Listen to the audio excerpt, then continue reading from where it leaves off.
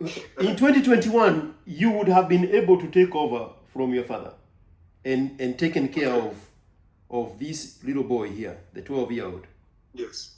Yes. That's when your father should have exited. From that point on, close your eyes and look. From that point on,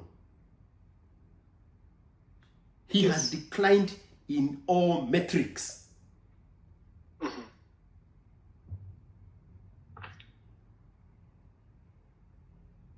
He started bringing single mothers home for 6 months, for 1 year, for 12 months, for 8 months, for 4 weeks, 5 weeks. Yes. Yes. Taking care of other men's children in a homestead that is not even his. Yes. He was at his prime in 2021 when he had done everything within his means. That's when he should have gone, when he would have been remembered with the fondest memories ever. Memories. In less than 4 years, he has erased all those good memories. And in that 3 years, he has replaced them with all these dramas that he has created over and over and over and over. And traumas. Including a woman who is telling him, for me to stay with you, you have to kill your wife. The whole time your mother is not in the picture. Yes. You have not mentioned your mother once since this drama started. Yes. But here comes a woman telling him, hey, for me to stay here safely with my daughter, and because you have introduced me to your uncle, now I am taking over and your mother needs to go. No, your father needed to go so that he can be remembered. And I'm saying this very seriously. This is not African. It probably is not even human. Yes. He should have been gone when the best of his memories were intact. Now, every day he lives, he erases everything good he had done until that point. And you have not even told me the half of it. Mimi sio mtu mzuri. Mimi sina haja na uzuri. I don't know what to do with uzuri.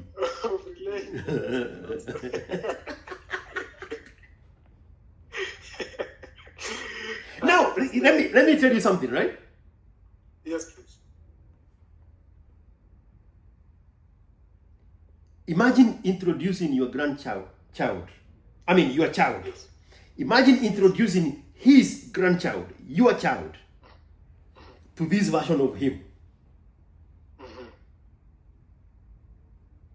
Compare that with the memories of him at 48 and he dropped dead. Yes. Which one would you choose? If God said you are not going to be condemned, you are not going to be judged, just choose one. Which one do you want to introduce to your children?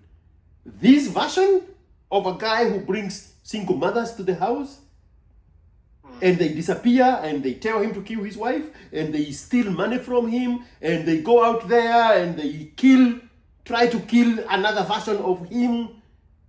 He brings in the ex-wife of his neighbor and his neighbor's 3 children to his house. Is that the one you would rather introduce to your own child, or the good memories of your father who died at 48? You know, funny enough, when you're talking about death, there was this issue whereby I think that neighbor, had issued some threats. He had issued some threats and something to the near of what you are saying, and the neighbor, the ex-husband of the woman, yes, and the father of the yes, children that are now over the fence to his side. Yes. Is that how you would rather have your dad die? In his 50s, he is fighting over a single mother of 3 children with his neighbor. Is that the story you want to tell your children? That is how your father died? You see, mid last year, Mimi sio mtu mzuri. Mimi sina haja na uzuri. Me, I want to be real. Mid last year, so he calls me and tells me something tragic has happened. I ask him, what happened? Oh, you see, by the time I was leaving, that woman was leaving. She already had my child, and she gave birth, and after a few weeks, the child died. The single mother of 3 children that belongs to the husband across the fence. Yes, correct. So, I tell him, sorry. So, what do you need from me? So, you see, we are arranging the funeral of the child. So, in my mind, I'm like, you're no longer living with this woman. So, what is this got to do with you? So, to me, I understand him. Then he says, we are just, they called me, they asked me to contribute something small, so I'm contributing. So if you have Why is he transferring his financial needs to you? He's stealing from his future grandchildren. Now he's going contrary to what the Bible says, a good man leaves inheritance to his children and his children's children. He is the opposite of that Bible guy. So what is his title now? His title is should have died at 48. That is his title. Everything else happening is the failure of him dropping dead at 48. So I send him the cash, okay? I send him, I think, around 2,000 shillings. Okay, this is my contribution. Send it. So I ask him, so are you? So what's going to happen? Are you going for the burial, or what is happening, or what is it? Say, no, currently I'm just sending the money, so there's no need of me going. There's no really need of you going. What are you even going to do there? That's a totally different family. She left you. It's a kid. You didn't even get to see the kid. You didn't touch the kid. So there's no really connection there. So it's like, I understand. So, but later on, he calls me and tells me he's going to the funeral because he wants more money. No, this time I don't send him anything. So is this not emotional incent? So I tell him, okay, if you decide to go. So later on, I came to realize that he didn't go because he was told that the moment you step foot to that funeral, that's the end of you.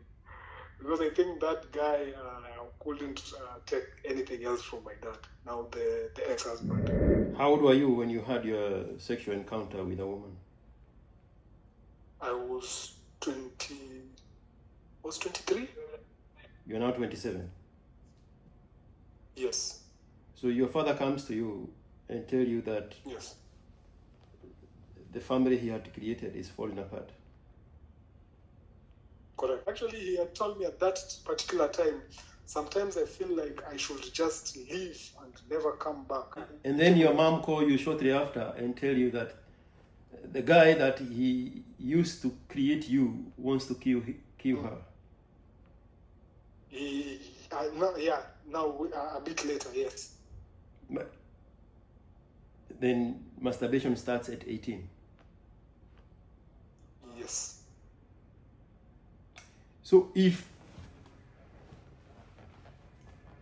let's not use as an example. If I have a girlfriend and we are dating and we are having a very good life and things are going so well. Yes. And then I break up with her, but unbeknown to me, she's pregnant. Yes. She did not tell me she's pregnant. Okay. But we have broken up. Uh-huh.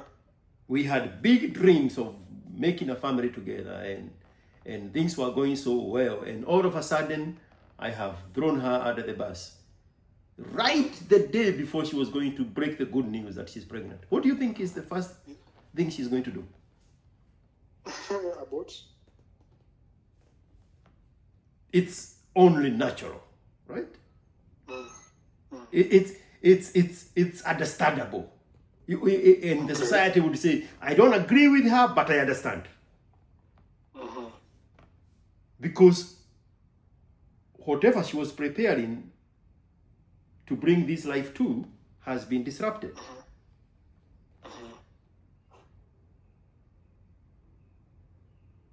Now, she is the carrier of life. Yes. You are the giver of life. Yes. If you went back in time, Yes. now I am the boyfriend who made the girl pregnant.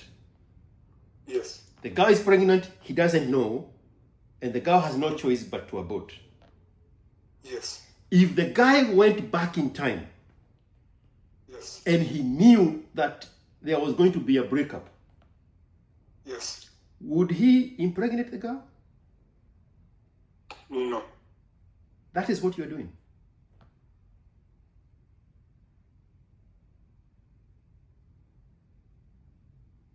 That is what you're doing.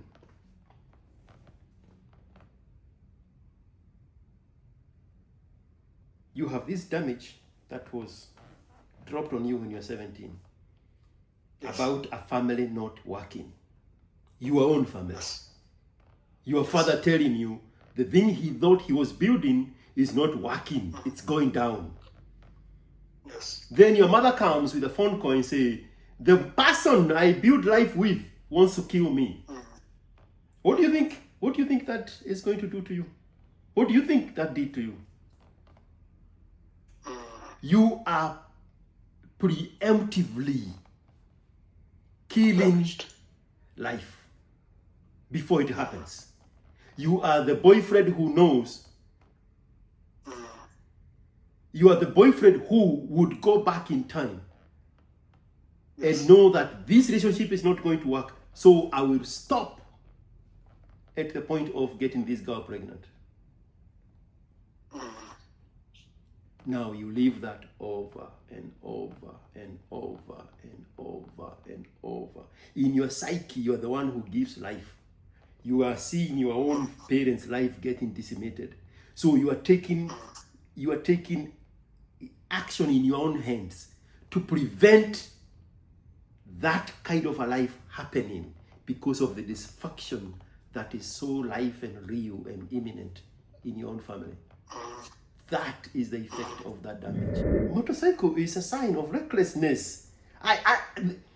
You slice it any other way, we'll still come back here.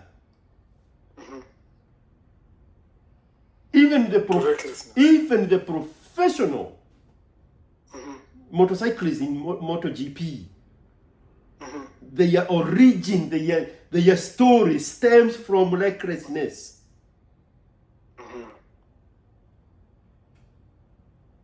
All of it.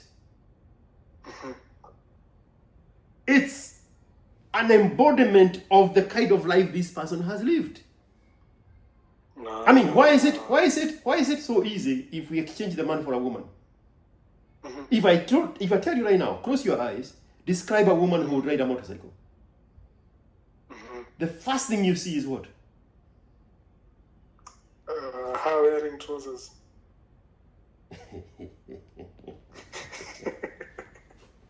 Why is it so easy now when you see a woman riding a motorcycle? Yeah. It's very conspicuous. Why would a woman in her womanhood ride a motorcycle in adulthood? I'm not talking about a 19, 21-year-old girl who is just, excited about this recklessness of a leather jacket wearing equally reckless tattooed guy. No. Yes. Why that resonated so easily when we changed it from a man to a woman? All right, coming through. What's up? Yes, sir. What's up, mister? What's going on? Man, I had gone to buy some chapatis, man. I'm addicted to chapatis. Oh, me too. I just can't get good chapatis, but I love chapati. Chapati is my favorite food. Oh man, you don't know the level of addiction that I'm in. Almost like 5 days out of 7, I eat chapatis. Yeah. I don't know what to do with myself. All my passwords to my bank accounts have the name chapati to it. I think the feeling is mutual with boys because even my brother tells me of the same. He tells me every time that he only thinks of chapati whenever he eats something else. Yeah. Yeah, apparently. Yeah, thank you so much for accepting my call. Anytime, bro. Yeah, thanks. Yeah. So that situation was the one we were talking about. Yeah. But now, apart from that, Yeah. I would like maybe to give a brief maybe about my life. Okay.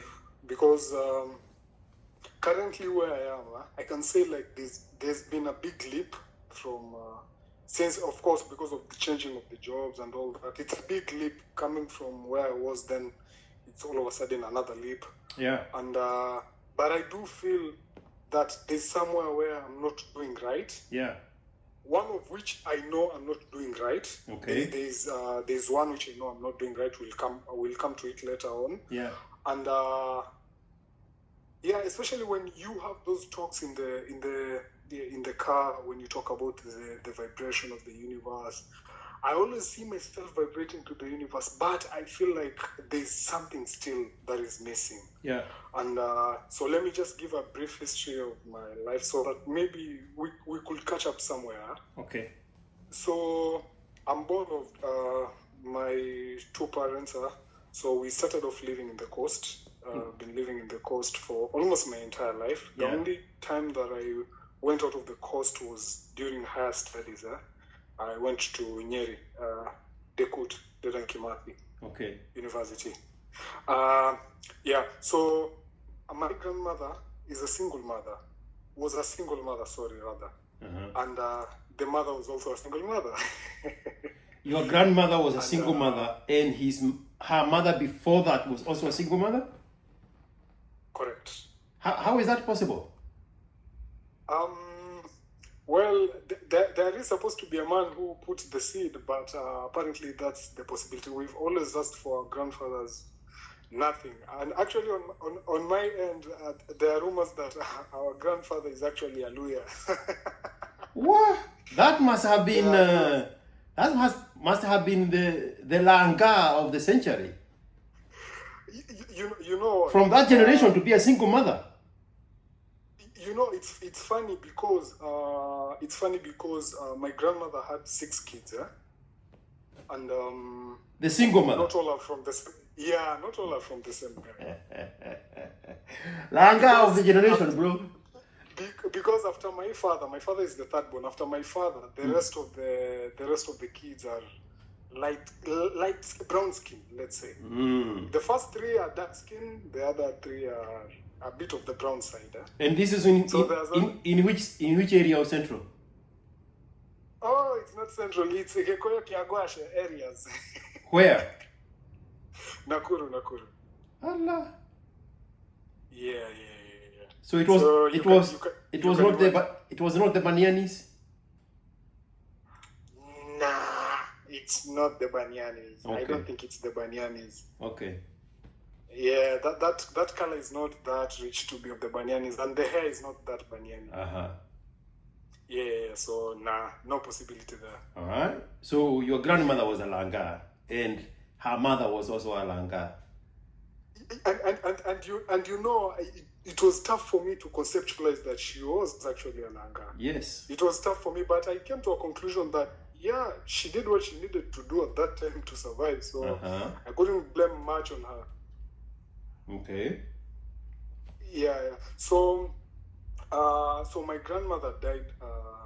When I was in class 1. That is grade 1 nowadays. Okay. So my father was the one who used to take care of her when around the 90s, when there was these clashes and all that. Especially, you know, the Nakuru area was a bit tough because of the Kikuyos are surrounded by Kalenjins and all that. Yeah. It's in the Njoro areas, around those Njoro areas. So my father is the one who used to take care of her, even during the 90s, the late 90s also. My father was heavily involved in those local fights. I was actually hearing some stories of him from guys when I was circumcised and put at home for 8 days. Those 8 Kikuyu days, you know, those during circumcision. Uh-huh. So yeah, I was hearing those stories from my dad. So when my grandmother died in 2006, this is 2006, my father was given the responsibility of going back home. because now there's nobody else there, and the younger brother to my father, now my uncle, was in high school. The sister, now the youngest, was still also in school, so there was nobody to actually take care of the home. And the firstborn was in the Navy. The secondborn was married off in Muranga, Kafati area, if you know Kafati. Yeah. And so my father took the initiative of sending my mom to take care of the homestead, now back to Nakuru. And now my mom, it was pretty easy for her because also her home is not far away. It's almost like, let's say, like 10 kilometers away from her maternal home. In Joro? So it wasn't something... Yes, it's in Joro, a place called Defo. Okay. Yeah, so it wasn't something difficult for her to do. So she now, this is 2006, I'm in grade 1. So my mother goes with my sister and they start living in Nakuru. So I was kind of separated away from my mother, and I stayed with my dad in Coast. Okay? So living with my dad in Coast, he raised me. I can say he did quite good for himself. I can never blame my father on how he raised me. He raised me right. Some of these things you come to learn later on if your dad raised you right or not. Yeah. But to me, I couldn't complain much. I never lacked food. I never lacked somewhere to sleep. And all those years I stayed with my father, not a single time he ever slept outside. We always slept together. Actually, we were sleeping on the same bed with my dad for all those years. So I can't say my dad was the promiscuous. He would go, come, and I never saw him drink any alcohol. I never saw him take any cigarette. No weed. In short, he was actually a staunch Christian, SDA, not really SDA, but the Seventh-day kind of people. Okay. And we were really huge on it because I remember my teacher insisted that I go on school on Saturday, but my father said no. I was the brightest kid in the class, but my father refused. Said, "God is the one who gives the number one to people, so I'm the one who's going to serve him with my son. If he wants him to be number one, he'll become number one, but he's not going to stop going to church." So he was that kind of guy. Yeah. So raised me all the way to class 8. Now, after the one thing my father used to preach to me is that he really wanted to get back together with his family. He wanted to raise his family as a whole. He didn't want this thing of one, we are here and the other family is in Nakuru. Because now my sister is being raised with my mom. And this is 2012. Now my brother came in the picture, a newborn. That is 2012. Yeah, my father used to go in this long what do we call these holidays? These are when the schools close. Yeah. So that is April, August, and the December time. So my father would go. Sometimes he would leave me, especially when the holiday is short. He would leave me at my uncle's place, and then I'd stay there for a while. Then come back when he's there, and so on and so forth. So my brother came in the picture in 2012. I was in class 7 at the point. And then in 2013, when I was in class 8, my father had preached that message for long that he wants to get back with the family. Yeah. And so once I joined Form 1, I joined a good school, actually, a prestigious school. It was it was actually on a scholarship. It was on a scholarship. And against all odds, I had refused going to that school, but my father insisted that I should go and take the interview. Yeah. So I did the interview, and apparently I was the only kid from a public school who managed to get a scholarship in that school. Okay. So I think the universe was on my favor at that particular moment. And funny enough is the interview was during his holiday, which is the 7th day. Yeah? But apparently we still went, and I got the scholarship, and I started off my high school. So during that year, now this is 2014 when I'm in Form 1, that's when he planned it all out to quit the job, because he had taken a loan build, to acquire land and to build a home, to build a house. Because remember, wherever my mom is, that's the homestead where my grandmother was. So it's not like rightfully my father's. Okay. So he had to acquire of his own and to build of his own. Yeah. So after, I think when he had finished off with his loan, that's when he now decided in late 2014 to now move back to now go and to unite with the rest of the family. Now that is my sister and my younger brother. Yeah. Remember at that time I'm going to boarding, so nothing much will be missed. I'm already a teenager, because 2013 I'm now 15 years. Okay. So he had raised me to be strong enough to deal with anything in whatever circumstance. Plus, I was still in the coastal area, so the coastal area is known to be relaxed. So Are you much to fear? Are you an accountant? Am I what? An accountant? Yes, currently I am an accountant. You are filling all the details into one story. You are detailing everything, the ledger, the invoices, the receipts, the expenditure, the fuel, the gas, the outings, all of them in one page. Map your story on a straight line. Oh, okay. Map your story to where you want to take me. Okay. So, let me map it. Let me map it directly. Okay. So then,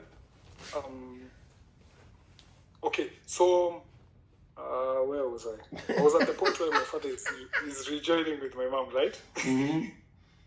So he has taken a loan. He has completed taking the loan to build a house, because the farm where your mother already is with your sister and your little brother is a maternal ancestral land. And you are now in high school, so he's comfortable moving back to Rift Valley. That's where you are. Yes, correct. Now, the issue that came with him moving back is he didn't know what had happened when he shipped my mother back to Nakuru, when he took my mother back to maternal home. Mm-hmm.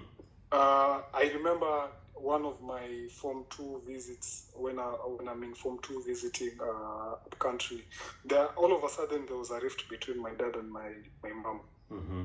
Actually, he had made good of himself. He had started a business. It was picking up well and all that. He had started his own baking business, including farming and all that. He had even opened up a hotel selling cakes, even supplying to the local shops. Mm-hmm.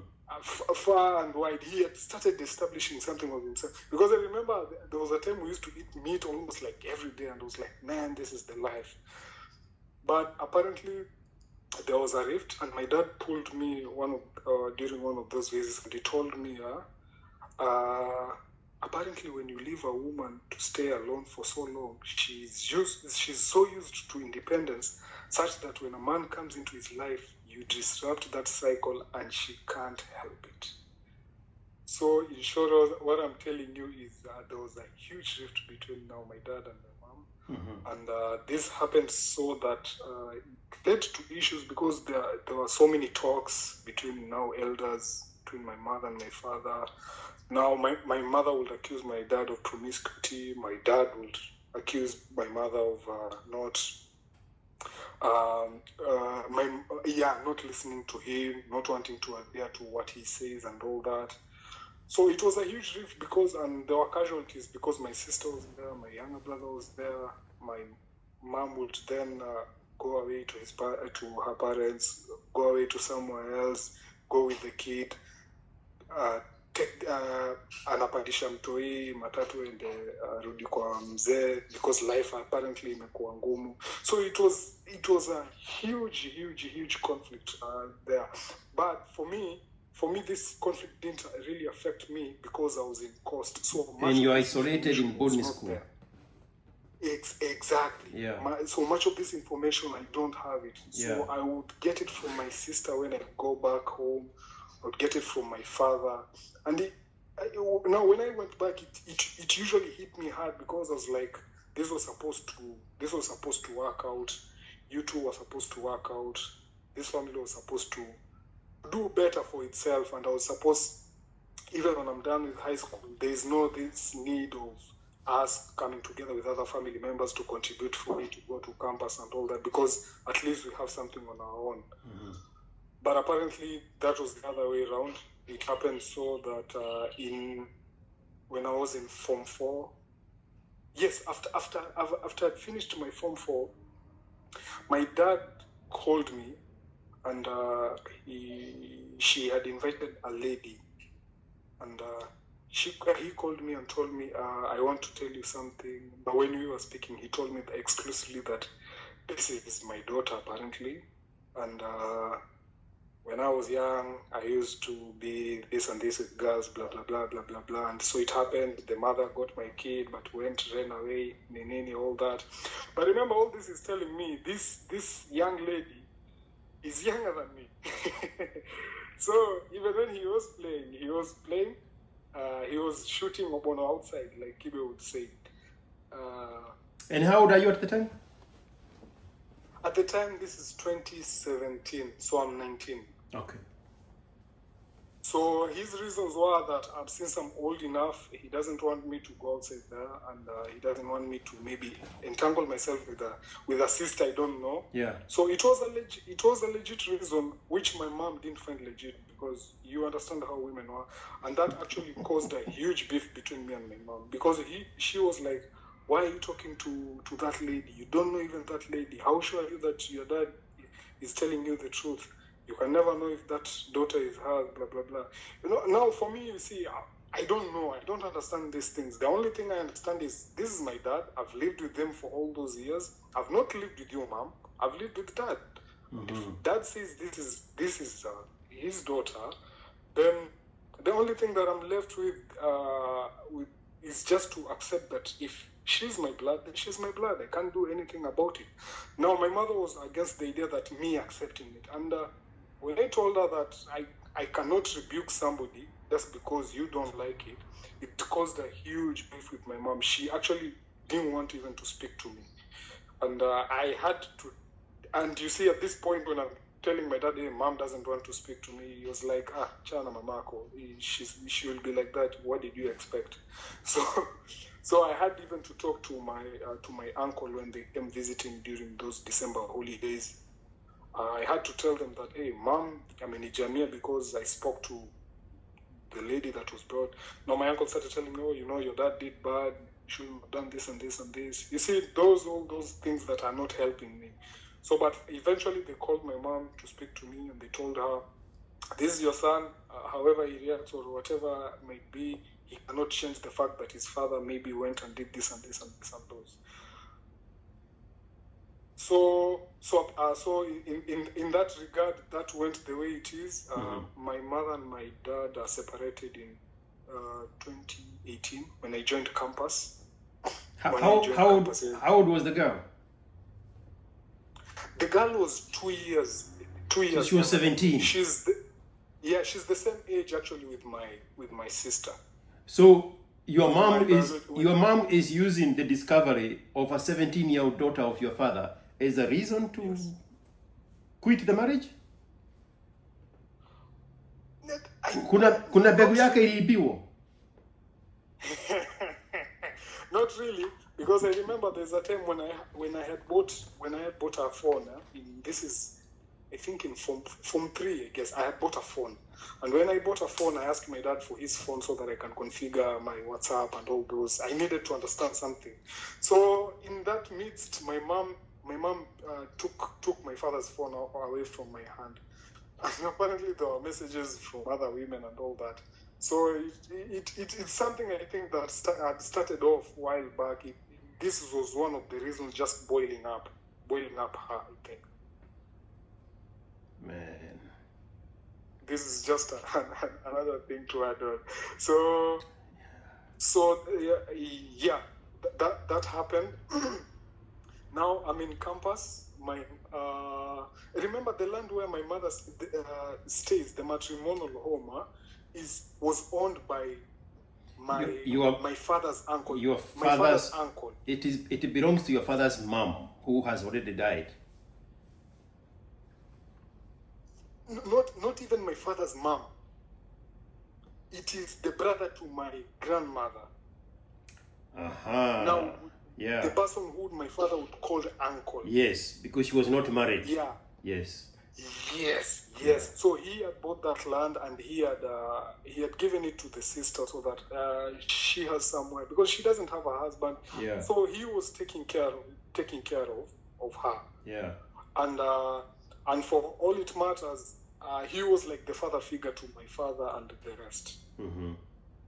Yeah, he was their father figure. And, the only problem is that I don't think if he saw them as his children the same way they saw him as a father. I don't know if you get the gist. Yeah.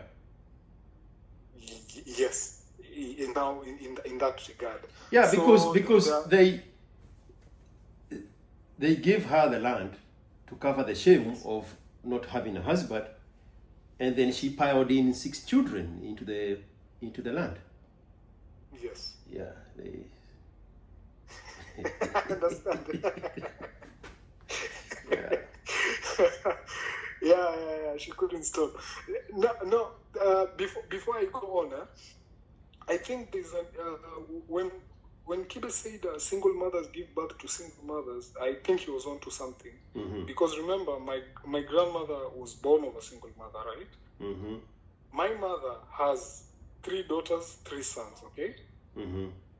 2 daughters are single mothers. Your own sisters? Not my own sisters. My aunties now. Okay. My aunties. So the sisters to your dad? Correct. That were raised by the single mother, your grandmother? Correct. 3 of them are single mothers themselves? One has 3 from different fathers, mm-hmm. and one has 1. Mm-hmm. Yeah. So and the daughter. Now there's one lady. There's now one auntie who is not a single mother. He still has her marriage intact, mm-hmm. but the daughter is a single mother. Mm-hmm. So it's like a cycle that keeps on going. Yeah. And even one of my uncles told me that I think we need to sacrifice a goat and cleanse our family. That's the problem. That's the problem with the weakness of the Kikuyu men. They delegate their duties to something else. Yeah. They don't want to take the responsibility. They say, no, if we only give this duty back to God, God gave you the responsibility. No, let's slaughter a goat and give this responsibility back to God. That's the weakness of the Kikuyu men. Even the situation your father is being put in by his wife is because of his weakness of hiding his other women. Yes. Why would a man hide women? Because he's weak. Mm-hmm. If he wasn't, he would put all the women together. Correct. Or at the very least, he would have children with them in the open. That weakness is the one that is emboldening your mother. Yeah. Correct. That's the problem with the Kikuyu land.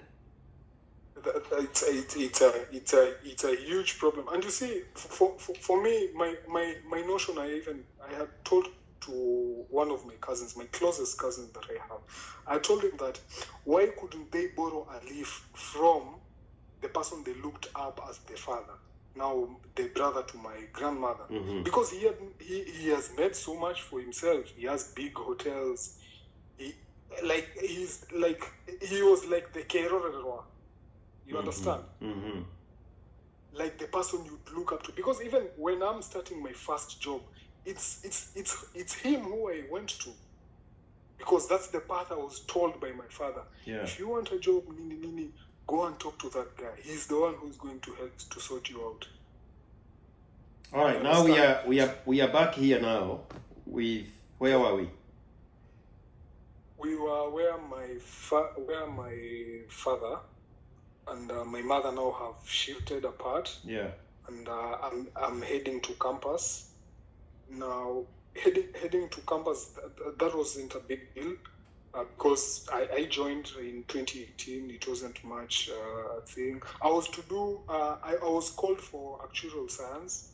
I had applied for civil engineering in JKUAT, but apparently it took me to Dedan Kimathi.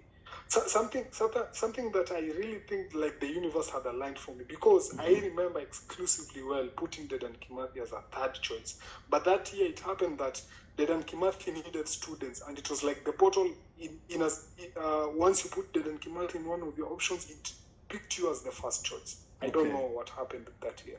So I was called to Dedan Kimathi to do actuarial science. But I told my dad I'm going to change to civil engineering. Then when he looked at the fees and all that, he was like, no, you see, if you take engineering, all these are going to be so much, so you better do actuarial. So I said, okay, then I'll do actuarial science. So I ended up doing actuarial science. And amidst all that, now they're separated with my mom. My dad, now I think this is the complete side where my dad completely changed. Now, the reason why I'm giving this side of my dad is because I've been having issues with him for the past 1 or 2 years. So I'm trying to build something out of him so that when we are having that conversation, I'm not completely biased on my end. Okay. So so this one time, I'm to head back home. Now home is. I remember this time when I'm in campus, my home is not where my father is currently. It's in Mombasa, because in Mombasa I had gotten a job with my granddad. Yeah. And since I'd done such a good job for him, he told me that during the long holidays, instead of going home, I should go to Mombasa and work for his company, and he'll pay me for that 1 month that I'm there. Yeah. So I used to make some money for myself, at least. That would actually push me, would actually pay my rent. I never even had to ask my father for anything. Okay. I would ask him maybe for top up of rent or school fees to say. Because I thought that if I'm able to do this for myself, then there's no need of troubling my father and my mother. Because at that time, if they're both separate and they had issues of their own. So this time I'm going, my father calls me and tells me, when you come, you'll find a woman. You see, for me, I'm old now. I can't stay alone. I have to find someone who will take care of me, who will wash my clothes when I go to work, when I'm tired. I need somebody who will do all this for me. I was like, so you brought somebody in? What city? What city is he in now? Mombasa or Nakuru? No, it's Nakuru. Nakuru. Yeah. Because you remember now he went back to Nakuru to be with my mom. Is the woman the one who gave him a daughter? No. Okay. No. Mm-hmm. This is a totally different woman. Mm-hmm. So I go, I find another woman. She's Kalenjin, actually. Mm-hmm. I find 2 children there. So apparently he takes in a single mother, blah blah blah. So I knew it.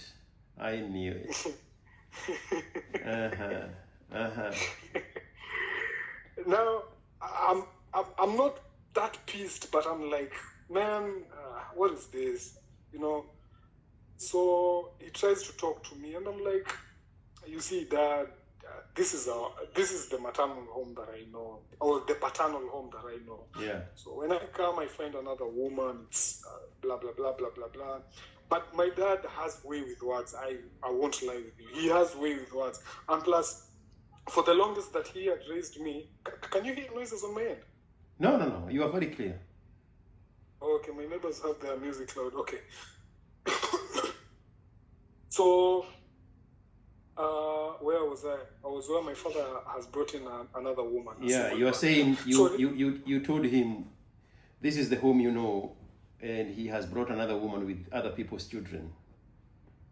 Exactly. Mm-hmm. And you see, my father has way with words of convincing me. Mm-hmm. And because for the longest that he had raised me, he was very strict with me. Yeah. He was loving, he was all that, but he was very strict.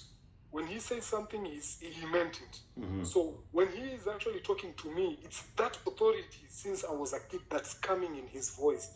So I'm like, okay, can't argue with this guy. He has decided to bring another woman. He has decided to bring another woman. Okay, then I can't do anything.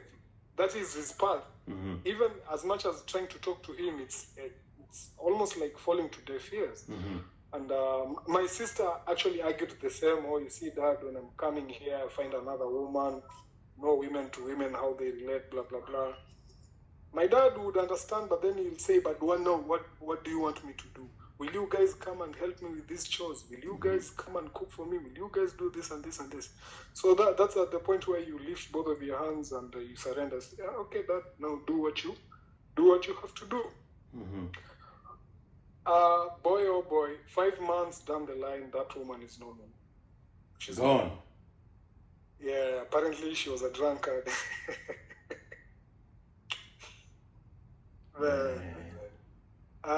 Now that's not the interesting part.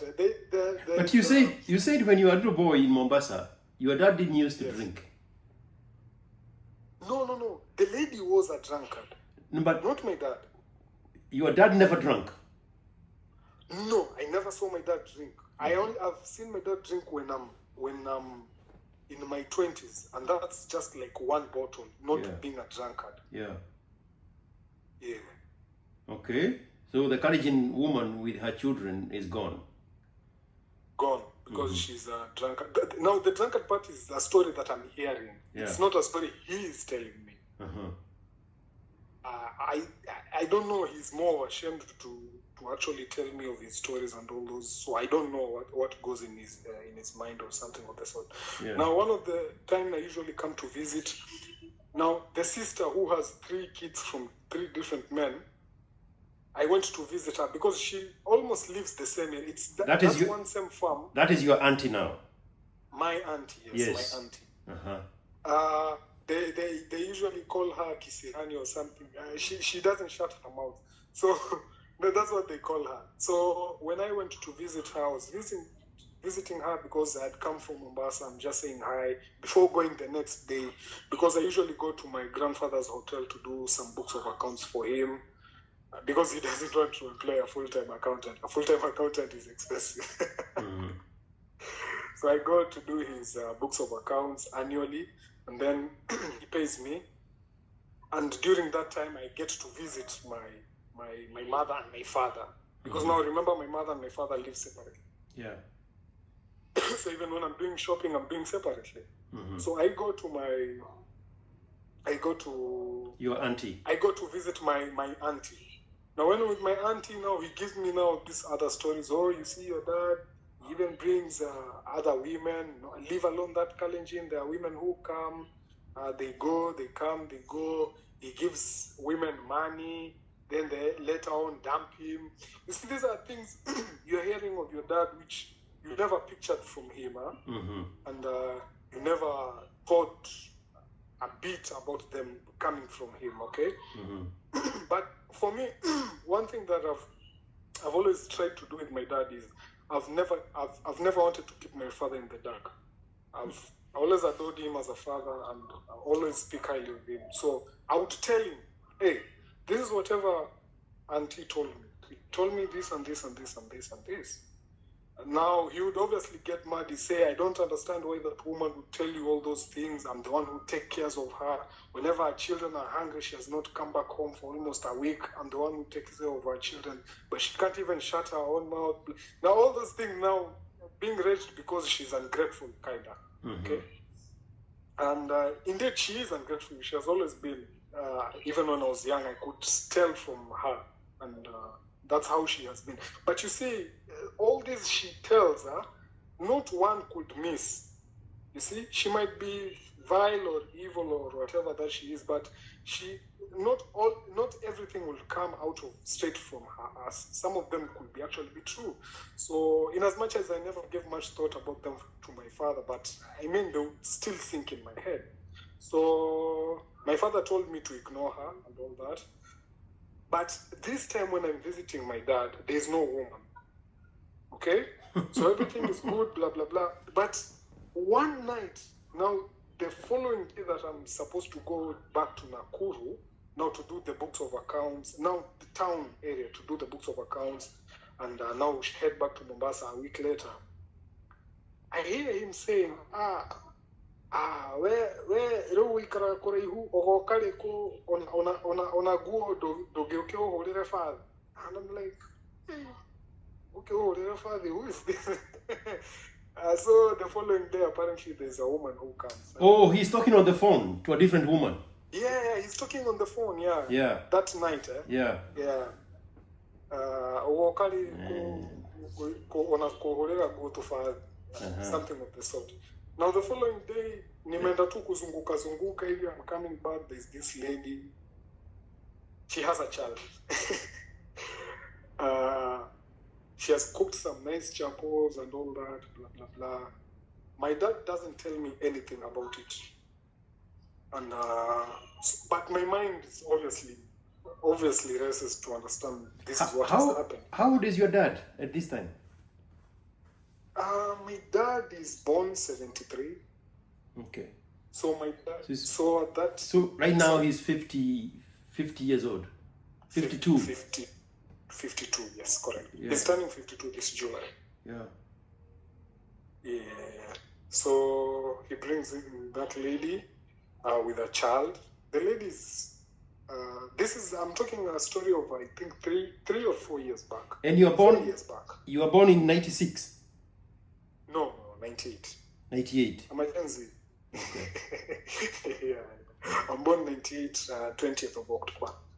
So you are 27? Almost 26, 27? I'm turning 27 this year. Yes. And you are the oldest? Yes, I'm the oldest that I know. and your sister is 25, and the other one is 11? The youngest one? No, the other one is born 2012, so he is 12. 13. He turned 13 in May. Okay. Yes.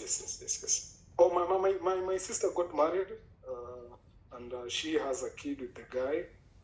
It's a guy they walikuwa nasoma naye was it high school or primary? I think primary school. Let's go back to your dad with the single woman making chapatis. Okay. Yeah, so that happens. Yeah, so that happens that she brings another woman. So he doesn't tell me anything about it. So I remain silent about it. But now when I'm remember where I am working now, when I'm doing the books of account for my grandfather, his hotel that is in Nakuru, he has his office. Now my grandfather, the uncle to my father, he has an office near to where I'm working because he likes to keep me close. So a certain day, I just see my dad coming with that woman and heads to his office. They speak with my grandfather, all that. Then my father goes out. Okay, obviously we talk with my dad. I greet him and all that. I saw the woman with the child. They go in. They speak with my grandfather, and then they head out. He tells me, when you took your car. Now, meaning when I'm ready to go back to Mombasa, I go and speak to him. Mm-hmm. So that happens. So I knew in my mind that he had gone to seek for blessings, something of the sort. From his because uncle. I think the Kalenjin woman, he hadn't done that. Yeah. But for this one, he wanted to do that. Yeah. Yeah. So he goes there, does whatever he did. He goes back. Now, when I'm done, I go back. We talk now. He brings this situation up. He tells me, you see now, leave alone the one who went away, now the Kalenjin woman. Found this one. You see, she has also suffered in her life. She had a husband. The husband used to mistreat her. And you see, so we are both coming off a similar story. So yeah, they are trauma bonding now. Yeah, exactly. Yeah. So I tell him, so Dad, what if now one of our walks now, what if this woman now becomes the same case that like my mom, you guys split up, He equivocally tells me, oh, you see, the problem is you guys always pray for the worst, blah, blah, blah. Now I raise my hand there. I say, okay, that's you. So with this woman, they stay 1.5 years. I was changing my ID around the next visit. I was changing my ID because the names were written wrongly. So I was changing my ID. And do you know, this time I'm changing my ID, this woman tells my dad, go and change my daughter's birth certificate to read your name as the son. And my dad picks it up. And when we were in town, I'm asking my dad, Dad, don't you think this is suspicious? Don't you think this is suspicious? Don't you think? Because literally, you're being set up. If you go ahead and put this child as your daughter, then this woman can come in anytime and cash on the child support or anything of the sort. He tells me, yeah, by the way, kuna point hapo. It's only that I know this woman is a good woman. She won't change. You see, she also has her own business there, salon, and I'm also doing my farming thing. So you don't worry. Things will be okay. As usual, my reins are held, raised up. Say, okay, that's your own decision to do. So this woman leaves my father. I think 6 months after that. What? Yeah, and she leaves him with is it stealing or whatever it is, 40K of I mean they were in these chamas where they changa, so there's this joint chama they hourly join, so they were changaing. So apparently when the money came out, the lady went away with it, and apparently this lady was sleeping around with a guy. It's not really a neighbor, but he works on one of the shops near our area. Wait, let's go back a little bit. Did your father change the girl's name to his name on the birth certificate? I never get to know the full details. Remember, I've always wanted to keep that side of my father and my mother away from me as much as possible. And he had convinced you that she knows this woman. This is a good woman. Yes. There is no good woman. And there is no bad woman. There is a woman. A woman. That's it. Yeah. That's it. The The good woman is so rare. It's even recorded in the Bible. And it's recorded in the aspects of a possibility of finding one. There is just a woman. Yes. A woman is a woman is a woman. Mm-hmm. I mean, look at Martha and Mary. Now I am the actual scientist walking away from the story. Look at Martha and Mary. They are both dating Jesus. Yes. They are fighting over Jesus. Martha is over there complaining that she does all the work. And Mary is always seated with the guys at the feet of Jesus, getting Jesus' attention. They are sisters. They knew what they were getting from it. And they still cannot agree on how to handle this superior human being. Correct. I mean, this is the guy they call when their brother dies. Yes.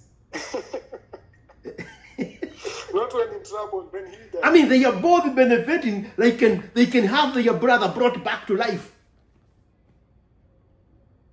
But they still can't be satisfied. Hey. Tuko wapi? Are you back on? Yeah, I am on. I think it had said something unstable connection. But am I on your end? Yep. Okay, good.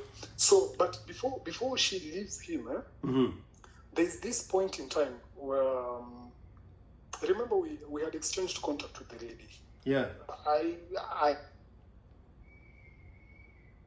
the point of us exchanging the contacts, but I think we exchanged contacts because she definitely had my contacts. Mm-hmm. So around my birthday, she texted me. She told me, "Happy birthday, son. Aish!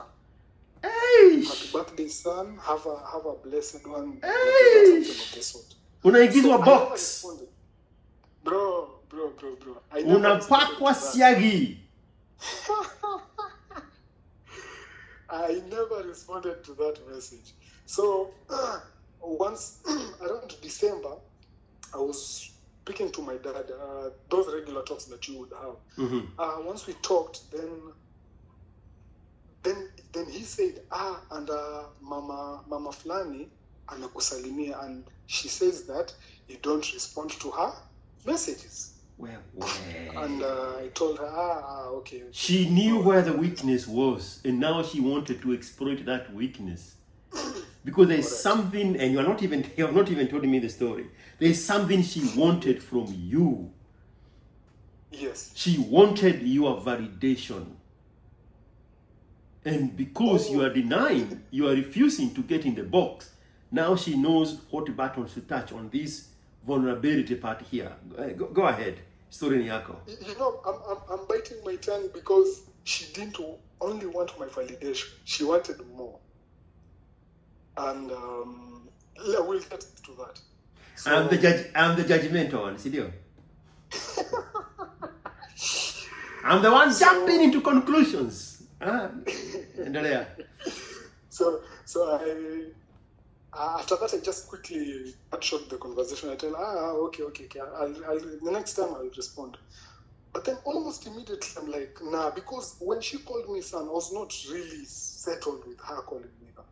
So I called my dad. I told him, hey, Dad, I'm okay with you having this woman as your wife. I have no issues with that. And but please, just let her know that she just calls me by my name. Calling me son, it doesn't really sit well with me. Okay? My dad was like, kwani una feel like, no, I just don't like it. You, mom, can call me son. Even my uncles can call me son. But coming from her, it's a little bit early for her. We haven't even bonded with her for her to call me that. Okay. So that call ends there. Now, this is where my problem started with my father. He calls my uncle. And he tells me that I've disrespected him by telling him what I just told him. The reason of all this I'm hearing now coming from my uncle is that how would that woman feel that your son doesn't want to be called a son by her? It means the family has not accepted her. It means that she is not welcomed there. If the firstborn son cannot accept her, then is she really a woman for that family? Or blah, blah, blah, blah, blah. And I was like, what is this?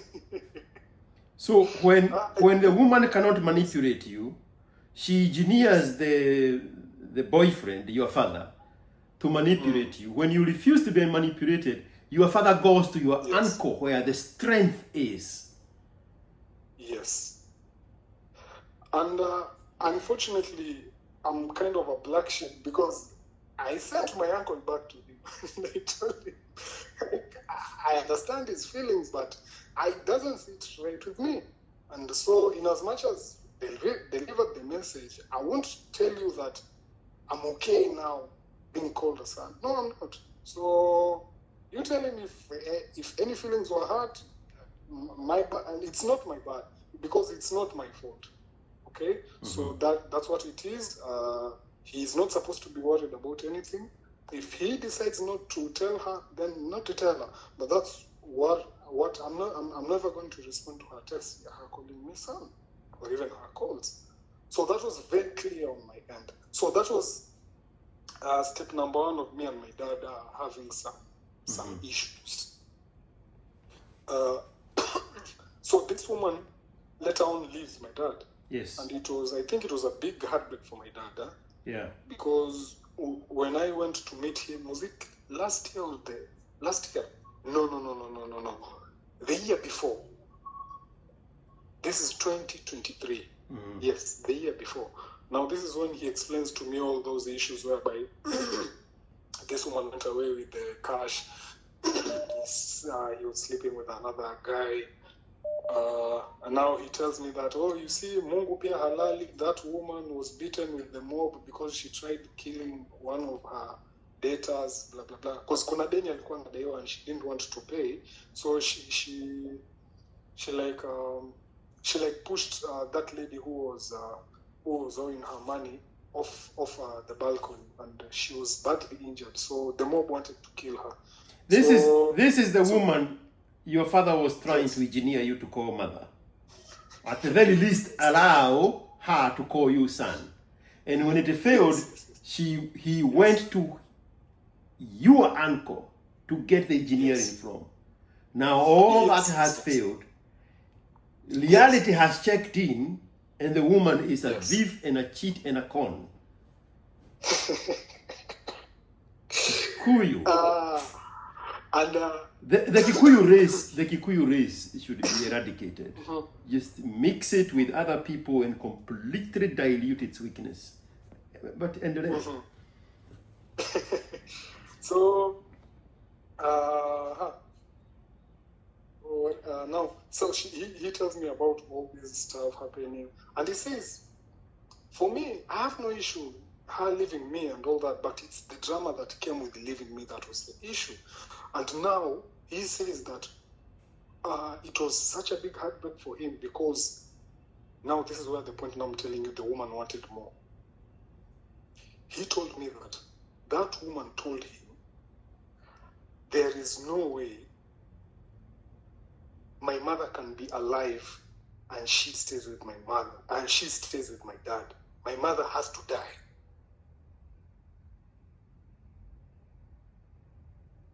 You get it?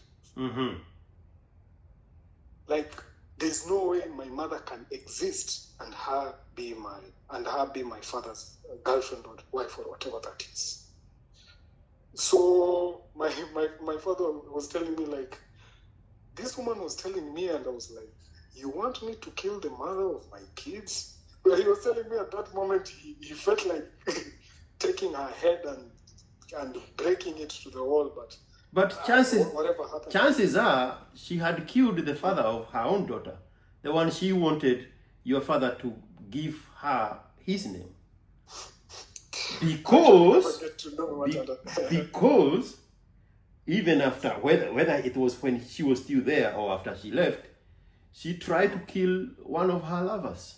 So this is her thing. Remember, this is the same woman your father said, I know her, she is a good woman. Yes, and she's young. 30-year-old is young. Same one. How old was the daughter? He was like, "Sinimimi na washo." How old was the daughter? The daughter was young. She was like, if I can place her age accurately, maybe the highest I could give her was 7 years old, because she was and the woman was 30. The woman was 30. Yeah. So deduct the age of the girl from the age of the mother. Tell me how old she was. The mathematics. When she became the single mother. Mm-hmm. And how long she has perfected that game of manipulating men. That correct. Yeah. Story siniako. So that happens, and he tells me it was now. There's one point nimesahau. When my dad waliachana this woman. Remember, my dad always keeps me in the dark with his shenanigans, if I like to put it correctly. So during his heartbreak, he tried reaching out to me, and I don't know I think there was some cash he wanted from me. You see? And for me, I don't know how you'll take it, but this is for me. Ever since my dad got hooked up with these multiple women, and especially having a woman that is not my mother, and having all those extra bills that you would not anticipate from your dad, for me, the money he would ask me, I would give him what I have, what I can afford. The only part that I didn't really entertain was sending money frequently, because I have not yet established myself, and you have these other incurring expenses that you want me to support. I was like, no. So I'll just give you what I can afford, and whenever I have something extra, I can send you. Okay. So at this time, I think he had asked for some cash, and I genuinely think didn't have it, but I genuinely didn't have it. So he asked for money, and I told him like, hi dad, sorry, this time around, sitaweza. Because he texted me and I texted him back. I'm like, hi dad, unfortunately, this time sitaweza. I didn't say there's a possibility of later on or anything of the sort. I just ended that message there. So apparently this was the time he was going through all those things, blah, blah, And blah. he has Then been later on, he has been conned 40K. yes. Mm-hmm. So he sends my uncle again. Oh gosh. He tells him that, Saminio now, he doesn't even respond to me. I ask him to call. He has this habit where he would call me and tell me to call him tomorrow at this time. And I'm like, dude, you just call me at that time. So he had that thing, like kind of a manipulation that. Kukupanga. So I was like, sorry? Kukupanga. Yeah. It's So the same. It's the same feeling you get when somebody say, "Hey, we need to talk." When you have a free time, come to my office. We need to talk. What is that game? What is that game right there? And they're not willing to talk right now. Yes, it's a psyop. Yeah. So generally I'd forget, and I would not call, and I'd forget, maybe I would not even call at all. So he piled up that on my on my uncle. Tell him, now me, he doesn't do this and this and this.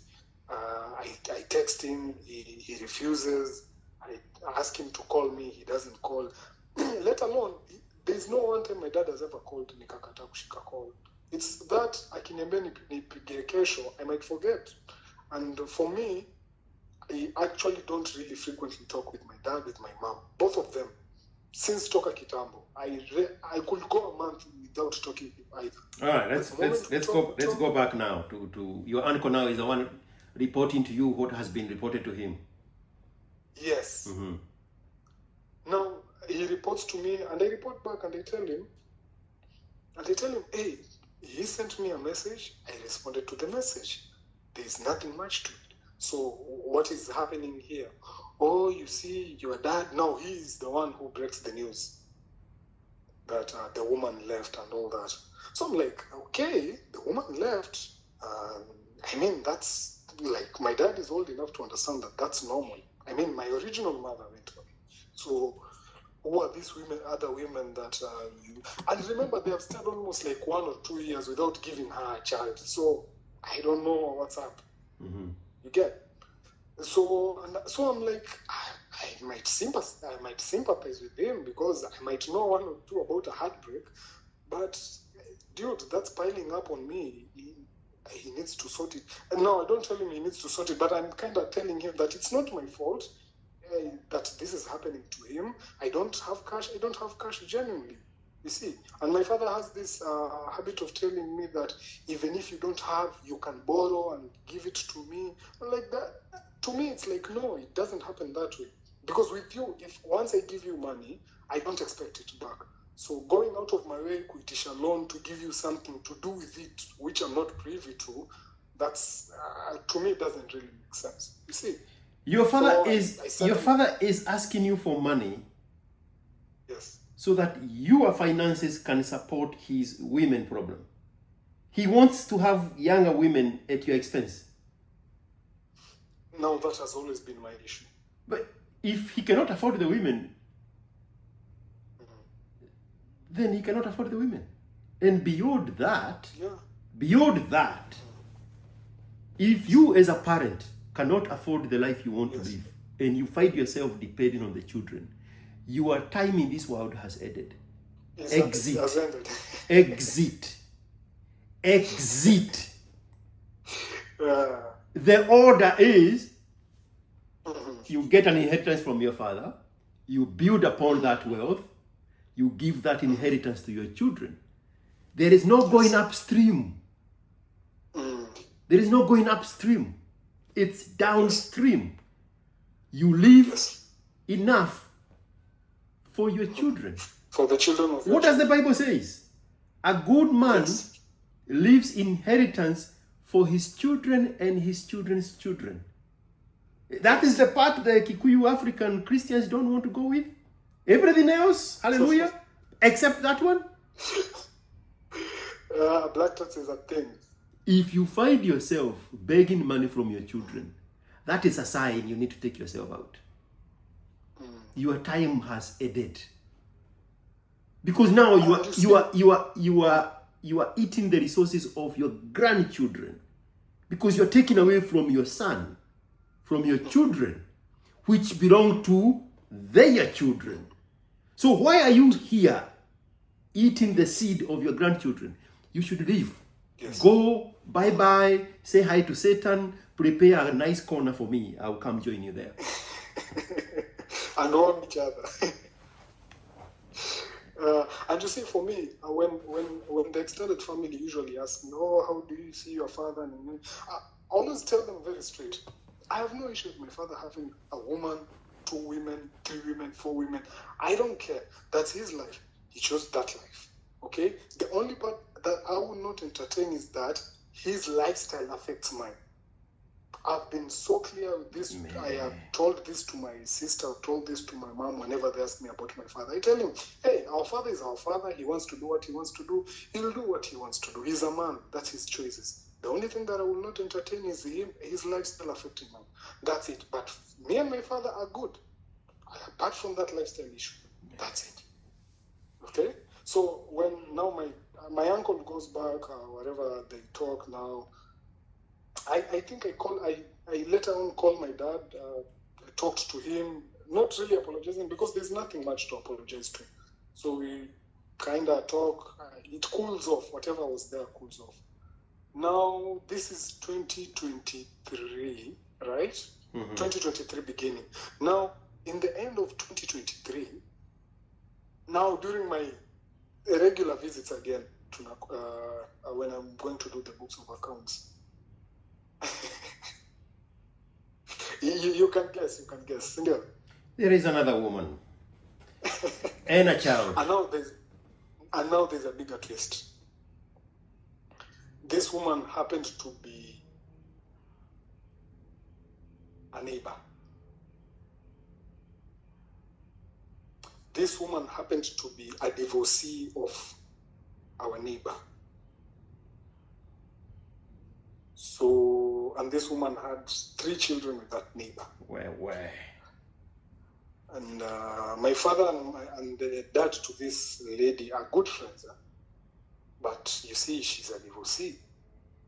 And according to the stories I heard is that my father, this lady being divorced with that guy, this lady had gone to live in Nairobi. My father hired a canter to take her things from Nairobi to Nakuru. Because when I went back, the sofas were something else. They were not the ones that I was used to. So these were like a complete overhaul of furniture in our She brought her furniture to the house. Remember, my father had a canter for her. Where? Your dad is a Kikuyo. I didn't.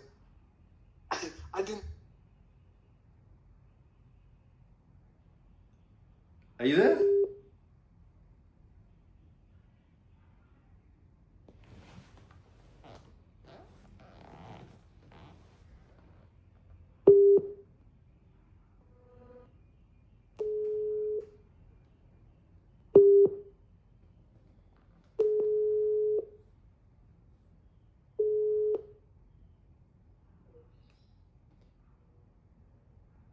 Hello? Your father hires a canter to carry the belongings of a divorced woman who had left and lived in Nairobi to bring her belongings to his house. Yes. Kikuyo. And that woman still had a younger child from the neighbor. And this is the neighbor's ex. Yes, and the neighbor said he had moved away from where he was staying. Because remember, this is a rural area, so if you have a homestead, it's like your own. Yeah. So this neighbor was still there. Yeah. So, so yeah, I was telling you, my uncle had called me initially and told me about whatever is happening, and told me like, your dad is actually making good money out of the farm, because my dad currently his career is a farmer. He's a really good farmer. Really, it's only his priorities I think are wrong. So he tells me he makes good money, but that money goes to God knows where. Now, like that count, I don't know. He almost used, I think, around 30 or 40K moving her from wherever he moved her. Because remember, when you are living an apartment without notice, there's those Kulipa deposit and all those. So there was some cost incurred, of course, and all those.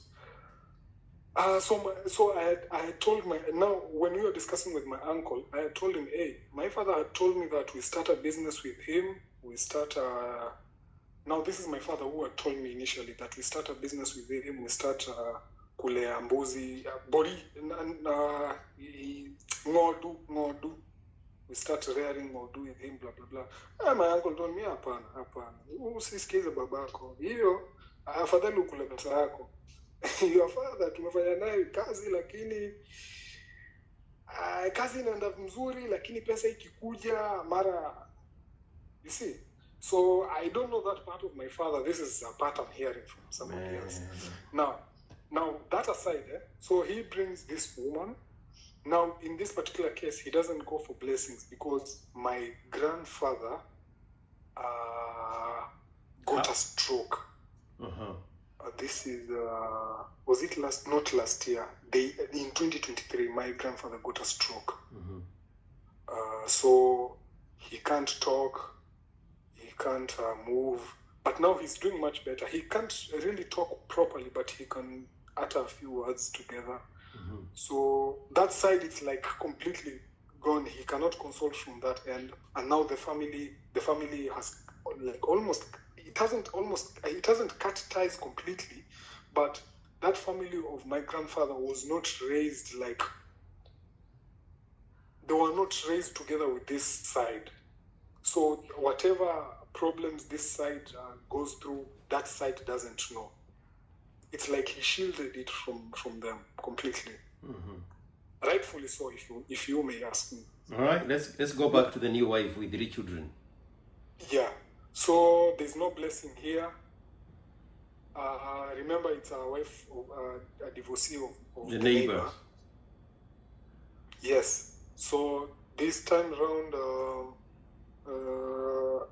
this is in the month of February 2024. When now my father brings this woman, we don't talk. Because we don't even completely talk, because it was the day that I'm leaving from Mombasa. So he brings this woman cooks food, we eat. I can tell the face, I know this woman. Is she the neighbor's divorced wife? I can tell it's her, but I'm not completely sure. Later on I came to find out it was indeed her. So we never talked with my dad about her. Not at all. So remember, this is almost like the 4th or the 3rd woman he's bringing. And all of them with children. All of them with children. I think it's the single mother trauma. It's Captain Sevaho. And from the beginning, when I told my dad that I raised my hand up to surrender, that's it. Maybe I'm never going to tell my dad, oh, don't break or whatever that is. It's your woman, that's it. So around February, I get a call from my uncle, from my sister, from almost everybody. My dad had been involved in an accident. He was riding a motorcycle, and apparently, I don't know, nobody ever knows what really happened, but he fell on the road. That's what I hear. He fell on the road, blah, blah, blah. And he got picked up late in the evening, and he was rushed to the hospital. Now being the firstborn, I have now to organize funds for whoever to took him to the hospital. I have to organize for his medical bills, blah, blah, blah. Even my uncles came to the hospital and all that. Imagine the whole bill fell on me in this time.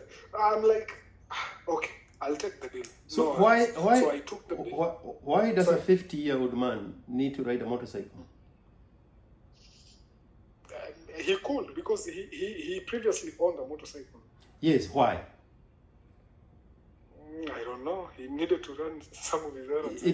It's a testament to his recklessness, the reckless life that he has lived. He has to embody it into something very dangerous and reckless. He's behaving like a 21-year-old because he has never matured. He's never grown up. Imagine somebody buying a motorcycle in their adulthood. Not as a 20-year-old, not a 23-year-old, in his 50s. What does that say in itself, in abstract? This is somebody who has not grown up. And when you see somebody getting themselves in a bicycle in their 50s, then it tells you everything you need to know about their life. Obviously, it's an open book on the part of your father. Yeah. That recklessness that he has lived his life is Yes. personified in the poor choices of jumping on top of a motorcycle for recreational purposes. He's not a boda. Yeah, it's not a Ama ni mimi naona zangu. hapo nilikuwa sijaona hivyo.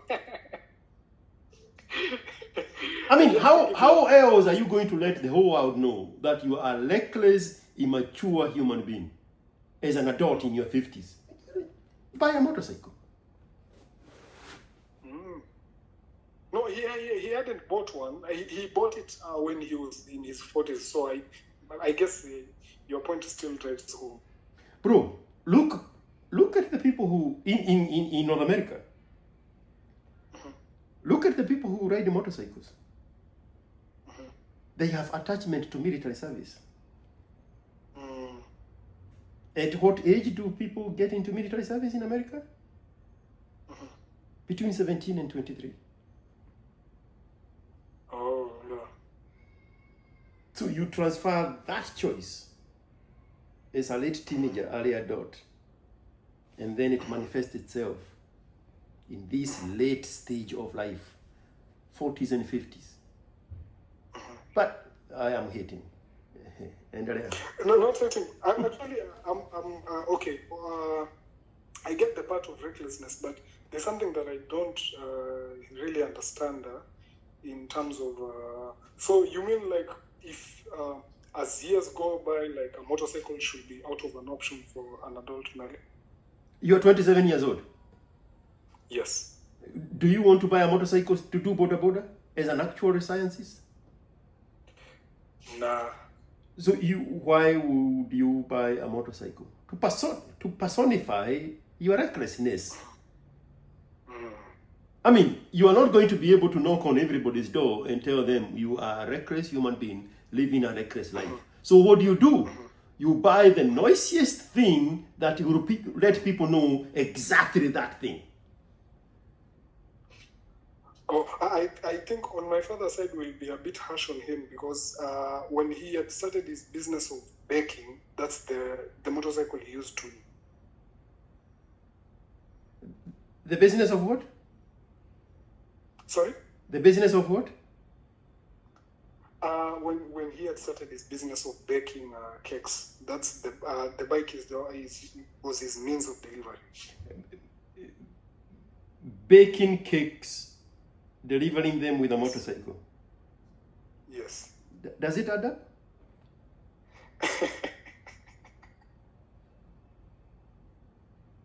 I mean, they will create somebody else to fool, but it's not going to be me. Yeah. Does it add up? No, it makes sense. It makes sense. A bakery Yeah. business that is being operated with the logistics of a motorcycle by a full-grown adult.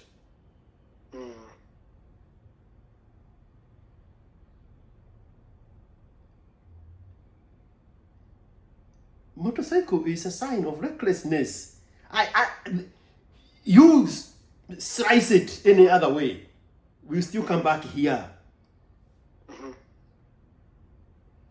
Even the professional motorcyclists in MotoGP, their origin, their story stems from recklessness.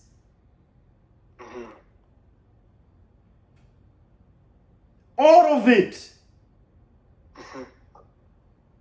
It's an embodiment of the kind of life this person has lived. I mean, why is it so easy if we exchange the man for a woman? If I tell you right now, close your eyes, describe a woman who would ride a motorcycle. The first thing you see is what? Her wearing trousers.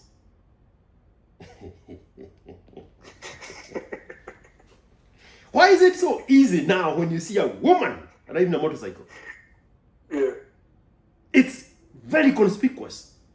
Why would a woman in her womanhood ride a motorcycle in adulthood? I'm not talking about a 19, 21-year-old girl who is just, excited about this recklessness of a leather jacket wearing equally reckless tattooed guy. No. Yes. Why that resonated so easily when we changed it from a man to a woman? I think it's the biasness that has been there. The same people. Even, I don't know a single name of the professional motorcyclists. They come here at MotoGP. But if you picked one and go all the way to when they were 10, 11, 12, 13, the beginning of recklessness. Okay. That's actually an interesting point to reference, huh? Adults in their 40s and 50s riding a motorcycle, if you've seen one, you have seen all of them. And I don't care who they are. If you've seen one, you have seen all of them. Back in the day when I was in high school, when I was in primary school, a motorcycle used to be a means of transportation. Yes. And only the principal would afford one. And sometimes some other teachers. But when it's another teacher introduced into motorcycle, pikipiki ya mwalimu mkuu. If that pikipiki is not with the mwalimu mkuu, observe this other teacher. Reckless. Very. Drunkard. If it's not pikipiki ya mwalimu mkuu, observe this other guy in that stage of life that is using a motorcycle. In the 80s and 90s. If the motorcycle is not in the hands of mwalimu mkuu, this other guy that has the motorcycle, reckless, a drunkard.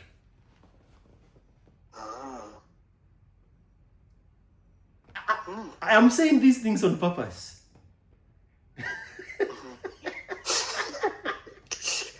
I'm pondering why you're putting the points across.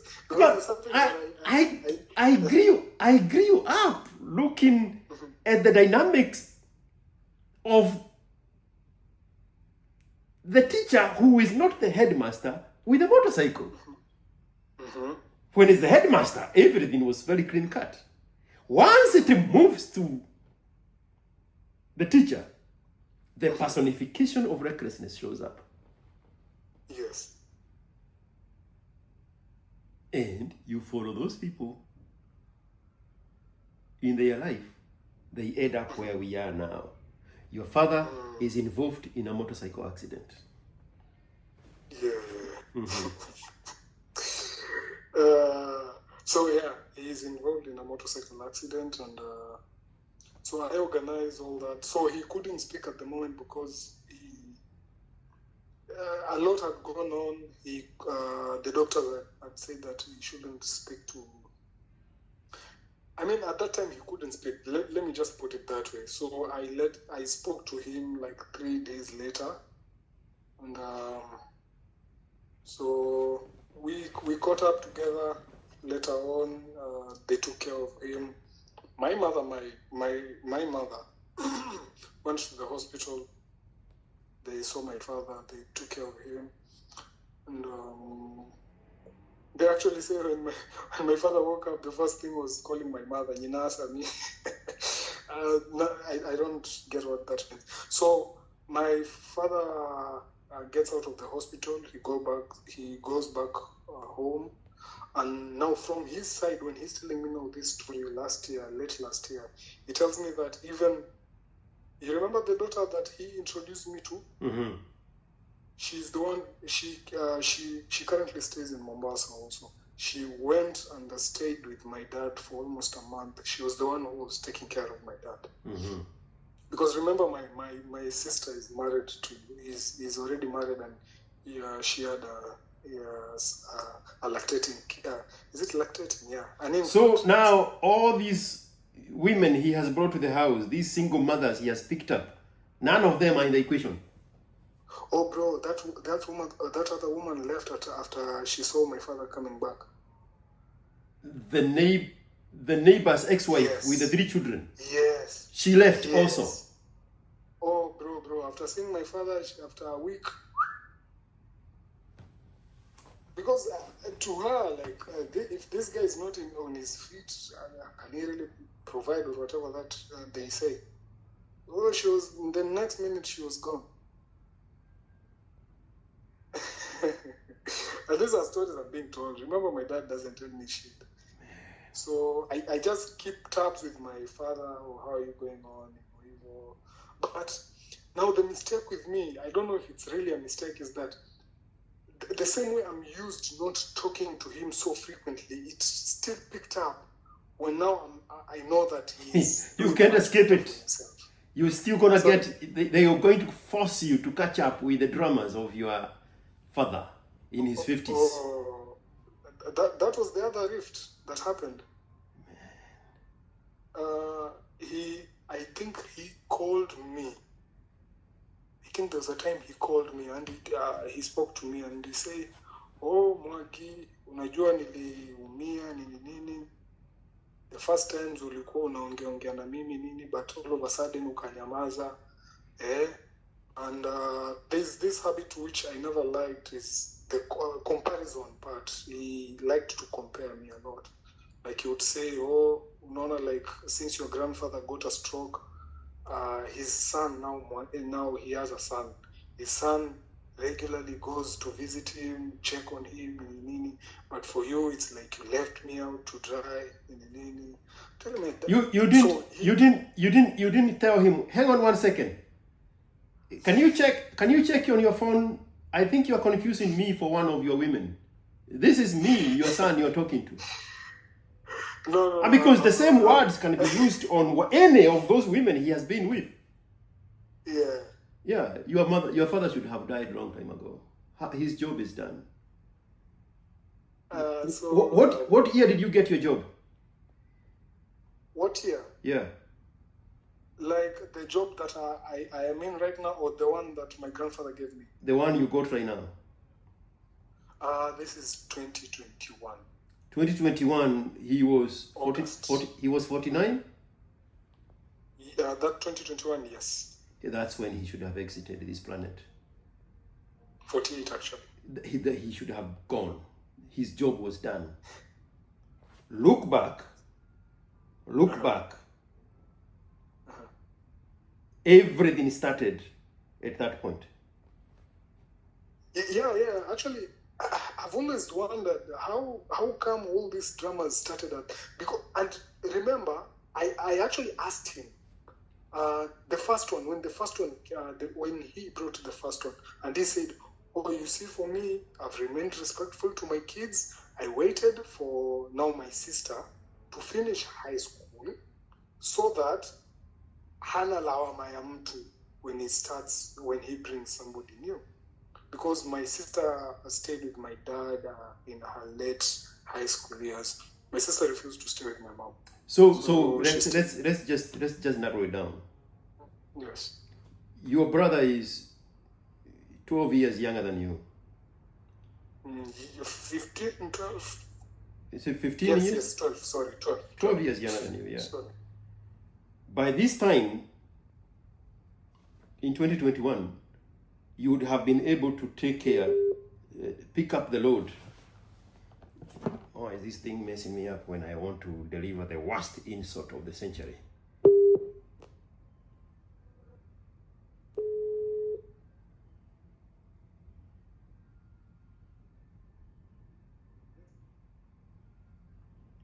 So I'm here talking to myself, asking myself, why is this thing disconnecting when I want to deliver the worst insult of the century? You'd think it's Africa problems, eh?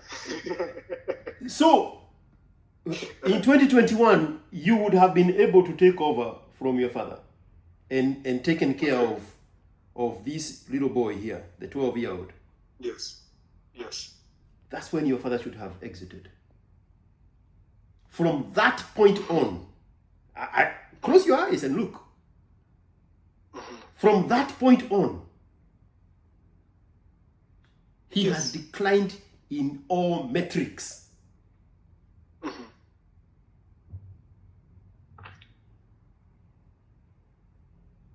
He started bringing single mothers home for 6 months, for 1 year, for 12 months, for 8 months, for 4 weeks, 5 weeks. Yes. Yes. Taking care of other men's children in a homestead that is not even his. Yes. He was at his prime in 2021 when he had done everything within his means. That's when he should have gone, when he would have been remembered with the fondest memories ever. Memories. In less than 4 years, he has erased all those good memories. And in that 3 years, he has replaced them with all these dramas that he has created over and over and over and over. And traumas. Including a woman who is telling him, for me to stay with you, you have to kill your wife. The whole time your mother is not in the picture. Yes. You have not mentioned your mother once since this drama started. Yes. But here comes a woman telling him, hey, for me to stay here safely with my daughter, and because you have introduced me to your uncle, now I am taking over and your mother needs to go. No, your father needed to go so that he can be remembered. I'm saying this very seriously. This is not African. It probably is not even human. Yes. He should have been gone when the best of his memories were intact. Now, every day he lives, he erases everything good he had done until that point. And you have not even told me the half of it. Mimi sio mtu mzuri. Mimi sina haja na uzuri. I don't know what to do with uzuri.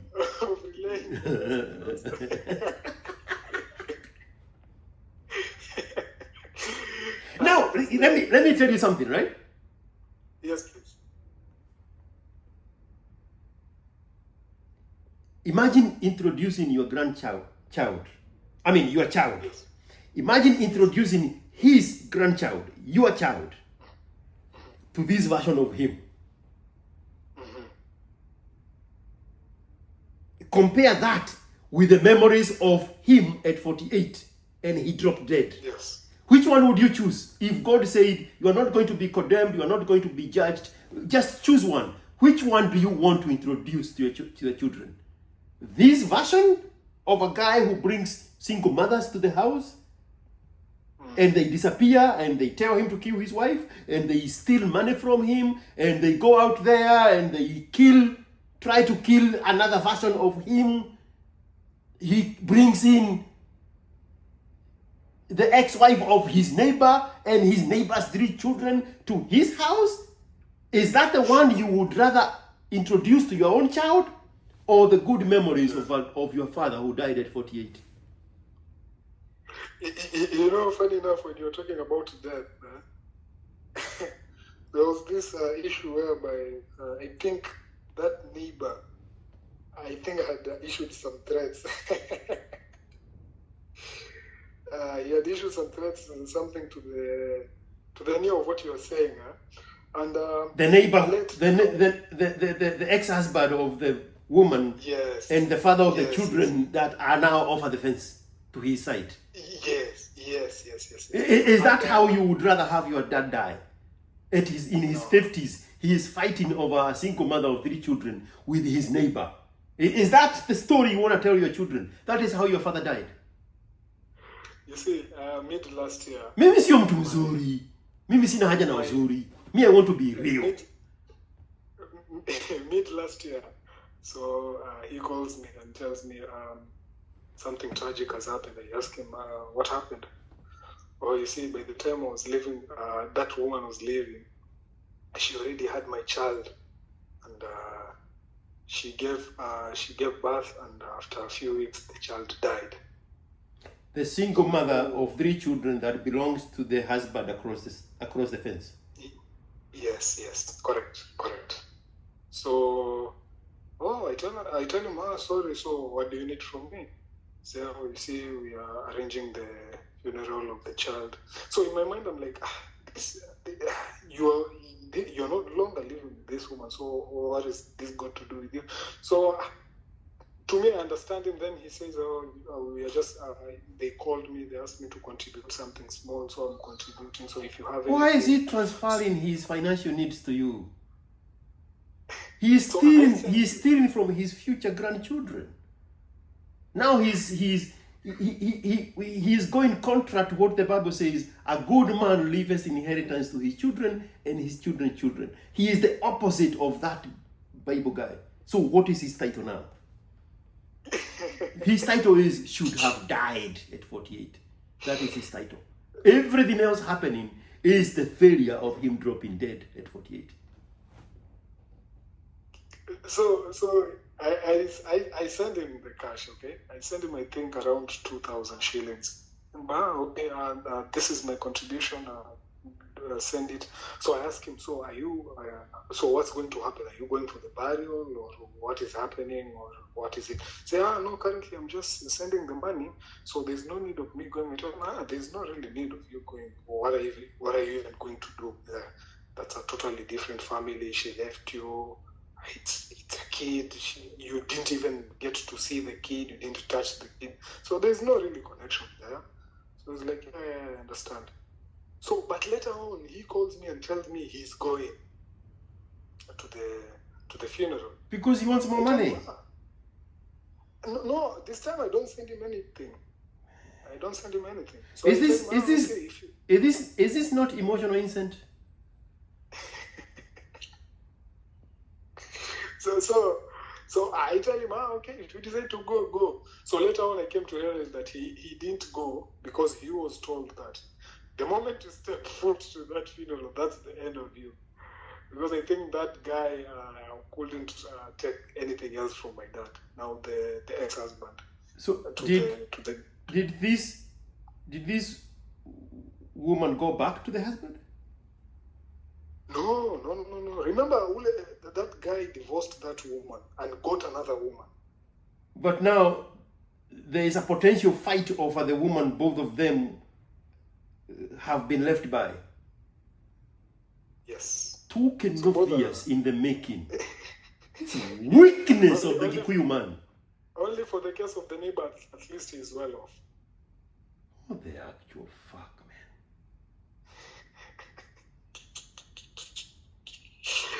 Yeah, so there was that. My father was advised not to go because something would have happened wrong. So he decided not to do that. So this time when my father called me, remember when he got an accident, he's now trying to tell me why I no longer check up on him frequently, blah, blah, blah. To be honest, I really went straight to the point with him. I told him, Dad, to be honest, you are really pushing me to tell you why I don't frequently call. One is because your issues with mom. I don't want those issues with me. I don't want to live with those issues. Those issues are your issues. And the more I speak to you guys, the more it usually comes that you want to speak about those things. I'm not part of that. Okay? The other part is that most of my talks, me and your dad, are about money. And literally at that time when I'm telling him, I went directly to my messages and I checked the messages. If maybe I would have been wrong. And the messages were, hey boss, nitumie. Hey boss, nitumie. Uko na hii unirushie. Uko na hii unirushie. Hi, I hope uko sawa. I respond, mimi niko mzima. 2 days, hey, nirushie. So I had noticed the trend since kitambo. If my dad calls me today to check up on me, best be assured the next time he's calling, it's about money. If he is not calling about money, he's checking up on me. Next time he's calling, be best assured it's about money. That has been a pattern at our level. Okay? So I told him directly, Dad, mimi maongezi yangu na wewe directly wewe inakuanga tu ni do. And you see, sometimes sina and you don't want to understand. You're telling me to take a loan from somebody so that I can give you, or you're telling me to give you whatever I have. And so it doesn't sit well with me. So my dad was kind of, he told me that in Itoaje, oh, you see, you cannot speak that way to your father. And I told him, Dad, you're trying. I told him something. He told me that, you see, a father has the ability to curse or whatever. And I told him, Dad, I told him, like, you're selling me fear by telling me all that. He told me, no, I'm not selling you fear. I'm telling you the facts. So we had a bit of a rough patch there. So we end up, the call ended there. So it takes a toll on me because every time I talk with my dad and something like that comes up, it usually has some heavy. I usually feel heavy in my heart, and it's not because I'm wrong or right. It comes with some bit of anxiety, kinda. And now after like a week, or is it 3 days later, he sends an uncle, but not the usual uncle. Are you there, George? I'm listening, bro, to the dramas of your father. The one who should have died at 48. Now he's in his 50s and he has no blessings to give the son. Now he's threatening to curse the son. Imagine if he had gone at 48. He would have left nothing but blessings. But now he is one and the same with curses. 48. Bye-bye. This is actually last year. This is last year. So he sends another uncle. Yeah, now this uncle is actually funny because he doesn't even send a direct uncle. He sends a cousin. A cousin to Yes. my mother. Mm-hmm. To my mother, not his family. Mm-hmm. The cousin to the mother. Let me rewind back. Before my grandfather got a stroke, he had told him that I rarely speak to him. When my grandfather told me, he mentioned it as a baby. Your dad told me that you don't speak to him frequently. What is happening? I told him, nothing. It's just, again, I'm held up and not really. Then he just told me, just keep tabs with your father. He's your father and you have no other father, okay? Then I told him, okay. So it was very much simple with him. But now with this other one, he's coming more like, now we are coming back now to the cousin to my mother. Now he has been sent by my father. Tells me, well, your dad says that you have really disrespected him. You've told him that all your talks with him are all about money. I actually asked the guy, did you ask him if I lied? The guy didn't believe what I was asking him. He said, what? I asked him, did you ask him if there's any point that I was lying? He said, no. Then I asked him, then why are you coming in between? So you are willing to take this side without even knowing my side? oh, you see, he's a parent. You see, for me, I'm an orphan. And whenever my uncles talk to me, even when I'm on the right side, I have to nyenyekea because you see, these are our parents. There is no orphan over the age of 17. Yeah. There is nothing like an 18-year-old orphan. This guy is in his 50s and he's calling himself an orphan. Yeah, I think mid-40s. Yeah, he needs to die so that he can make orphans for himself. Yeah, so he talks to me in that regard, and to be honest, in this time around, I'm no longer like welcoming to these talks, because I've had a lot of them, and I've repeatedly asked my father, I don't want these talks. If you cannot talk with me, then nobody else can talk with me in regards to matters concerning me and you. So this guy comes. I'm very my arms are way up, like a bit like a wall. I'm ready to fight also this. So I tell him, hey, no.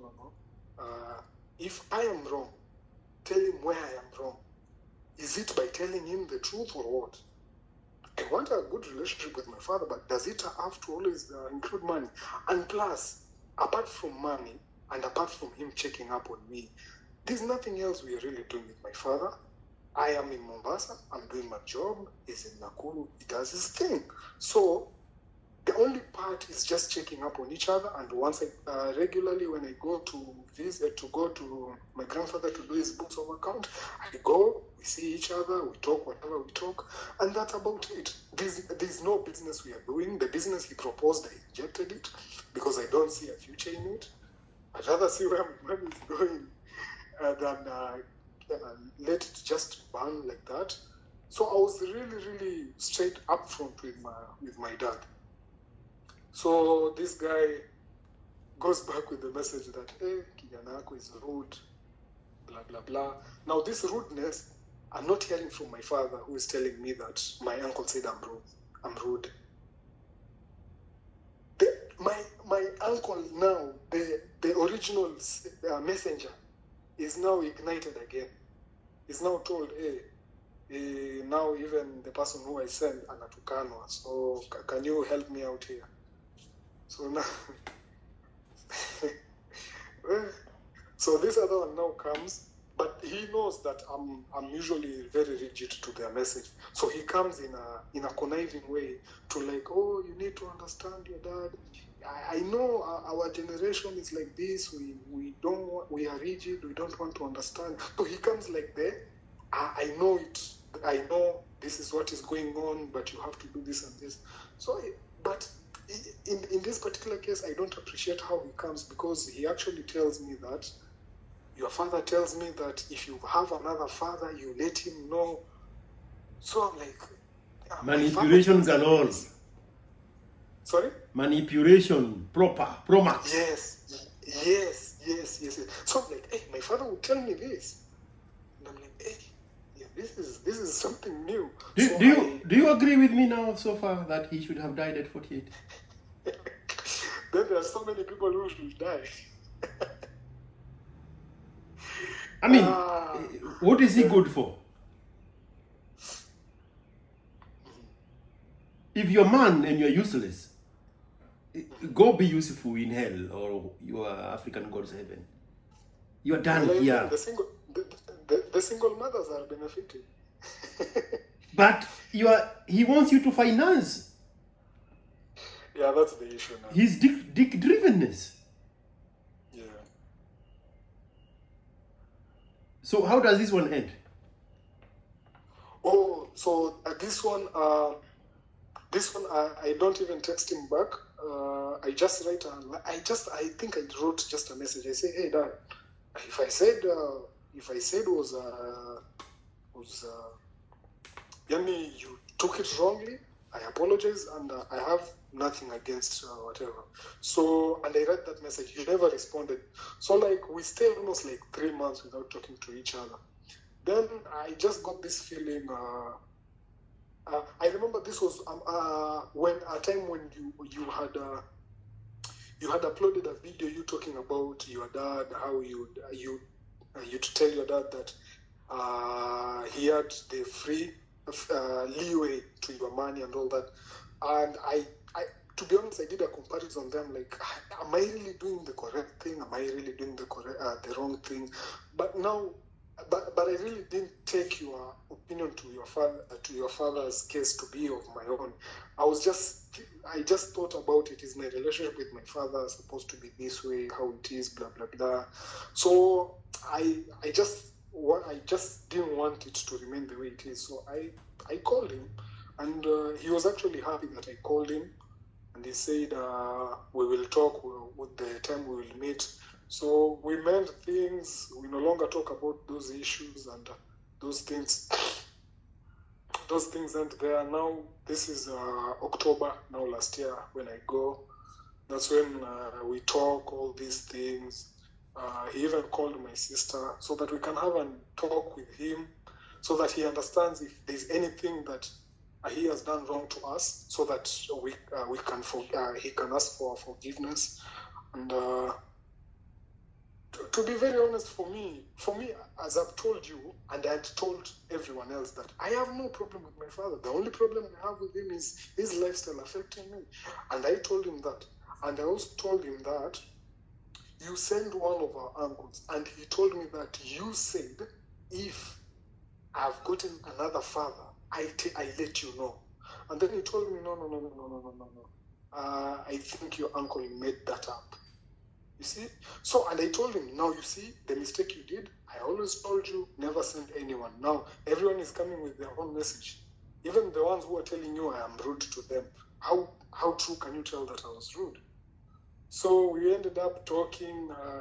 I had told you previously my dad is good with words, and that manipulative kind of strictness he had since Kitambo. So that went by. Now we are good, blah, blah, blah. That ends there. I'm supposed to send him some money at that time.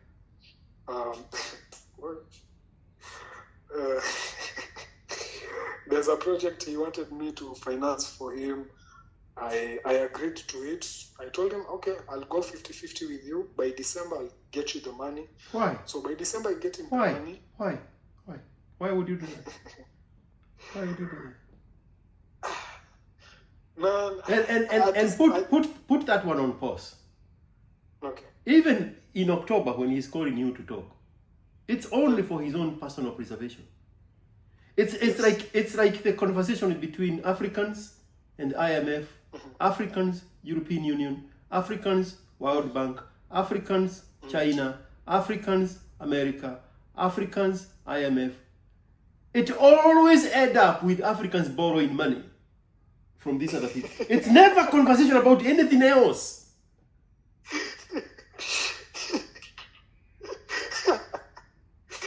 Now you believe me when I said that the next thing my father will ask is money. It's never about anything else.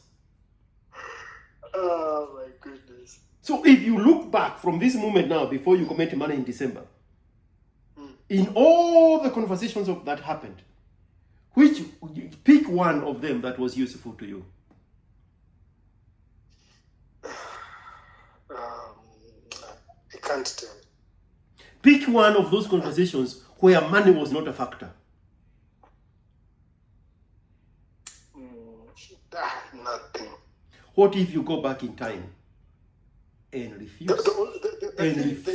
completely 100% blackout? Stop talking to anybody. Anybody. Not him, not the uncle, not the other fake uncle. Stop talking to anybody. If you went back in time and you stopped talking to anybody, tell me one thing that would go wrong. That will go wrong. What is it? Nothing, apart from the mythical curses. He should have died when he had blessings to live. Now he is alive so that he can give curses. Now we are in December. Now umeingizwa kwa kadhuadhua ya kufanya business together because you escaped the one for the goats. Now which one is this one? This one is there was apparently there's a land which he had bought, and there was some issues with the land. So the son of the owner had died. So the son of the owner said there was some issues, and my dad needed to give out around 40K so that they can sort out the issue. I told my dad, hapo unakuonewa. He told me, oh, but you see now we can't do anything else. So part of my thought one ni kwamba hapa pia mimi wanachezo. So but I said, for this one I'll do it and I'll close my eyes na nifunge hiyo story. So December I give out my share. It happened that year I really did a good job for Mr. S now, and he had awarded me a good bonus, around 30K. He gave me a good bonus, and so you would tell the half of it I sent it to my dad, and I topped up something. That year I was very generous. I topped up something for him, my mother, my sister, all of them, just for the Christmas mood.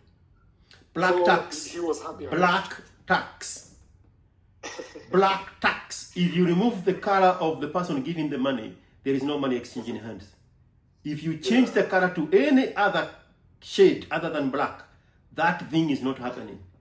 The curse of the blacks. Of the blacks. Uh-huh. So I sent him that. So on my end, mimi najua tushamalizana. That is okay. Hey, brother. February, I'm being told it was too tough for him to finish up that other part of his. So if there was some goodies where the previous one came from, I give out. So in the this curse case, of the blacks, the black tax. Yeah. Mm-hmm. Hey, I told him, siwezi cover that. The money that you got from your job for doing a good job, that should have gone to you building yourself for the sake of yourself and the future children. It's going to this big baby, 53-year-old big baby, dad of yours. Yes. That should have died at age 48.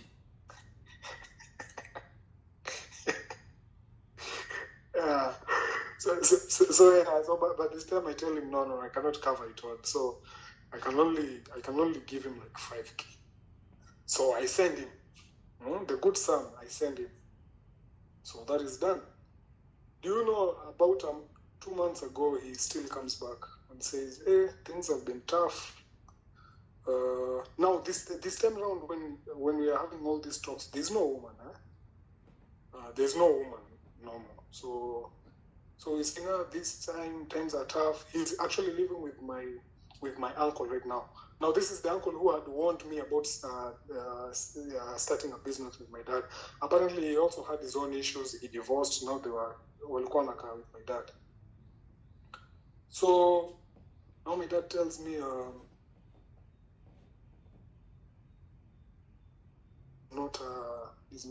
the business is not booming, and the farming now part. So he has not been able to do the obligation of finding that extra amount. And I'm like, hey, Dad, I mean, this thing, anyway, you're delaying it for long. I mean, is this really true? This guy wants that 40K? Because since the time you had told me about it, August last year, until today, you haven't managed to raise the funds. How patient is he? You get?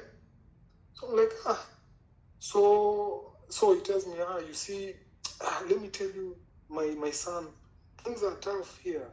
And the way things are going on, things are very tough. So in my mind, I'm like, hey, Dad, you are alone. Why you keep on complaining? You see? So I tell him, okay, so I'm going to do another 5K. Okay? I don't have any other money. And this one I'll send you at the end of the month. Once my salary kicks in, I'll send you. You don't have another money. The same words you used the first time you sent 15K. The same words you used when you sent 5K. The same words you are using now. You don't have any other money. Who do you think you are dealing with? Your father?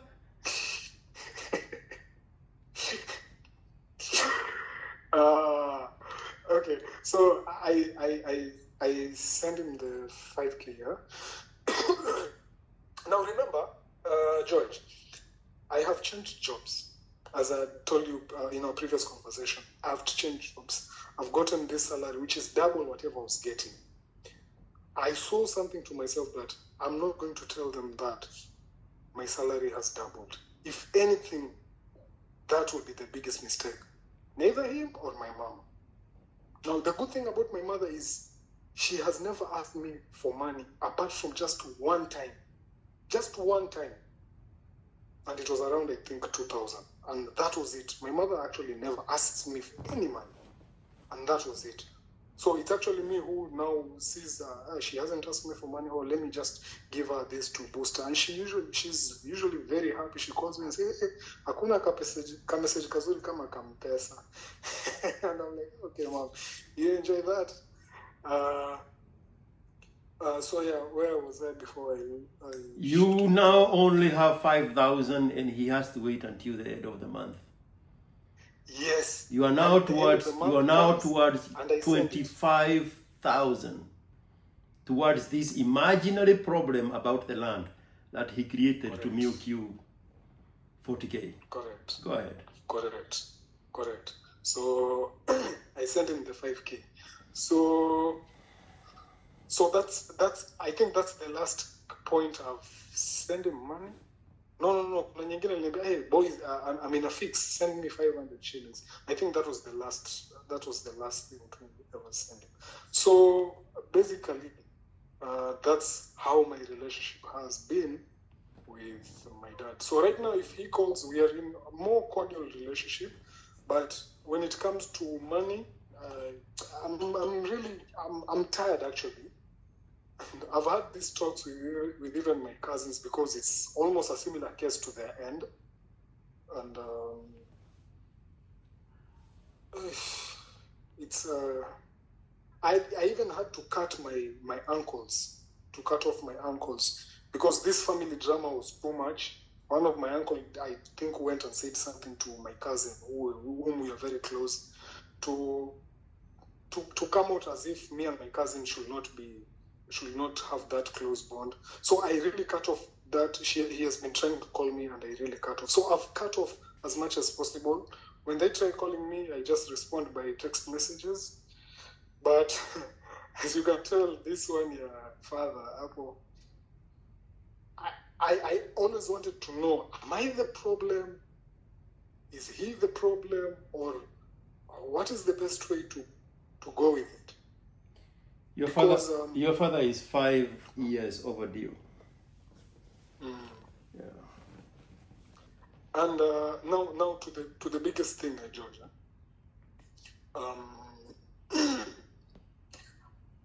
I have an addiction, and I acquired this addiction when I was in high school, and I've tried as much as possible to leave it. I get to a point where I'm free of it, then I just go back. I keep going back. And I want to tie it to some trauma. I want to say I've had trauma, but in real sense, if you put me down and ask me if I've had any trauma, I don't think so. It's only that load of me and my father having some issues. And so there was one time I had a bit of a quarrel with my mother, but I settled that. I don't know how to deal with this. And sometimes I feel like once I deal with this addiction, that's only when I can truly realize my potential. And the conundrum comes in whereby, despite me having these thoughts in my head that I have to beat this addiction so that I can be the best version of myself, I keep winning. I've changed jobs. I've got double the salary. My bosses are speaking highly of me. My previous boss, my current boss. Like, even when I left, the woman who instigated almost my departure speaks highly of me, says, that guy was a smart guy, it's only that blah, blah, blah, blah, blah, blah. So, and this is where the reason why I actually even called is, first of about the issue with my father, the issue with the job, and now this part of addiction, and this part of where I'm seeing myself not enough. I'm seeing myself not disciplined enough to persevere, and I don't know where it's stemming from.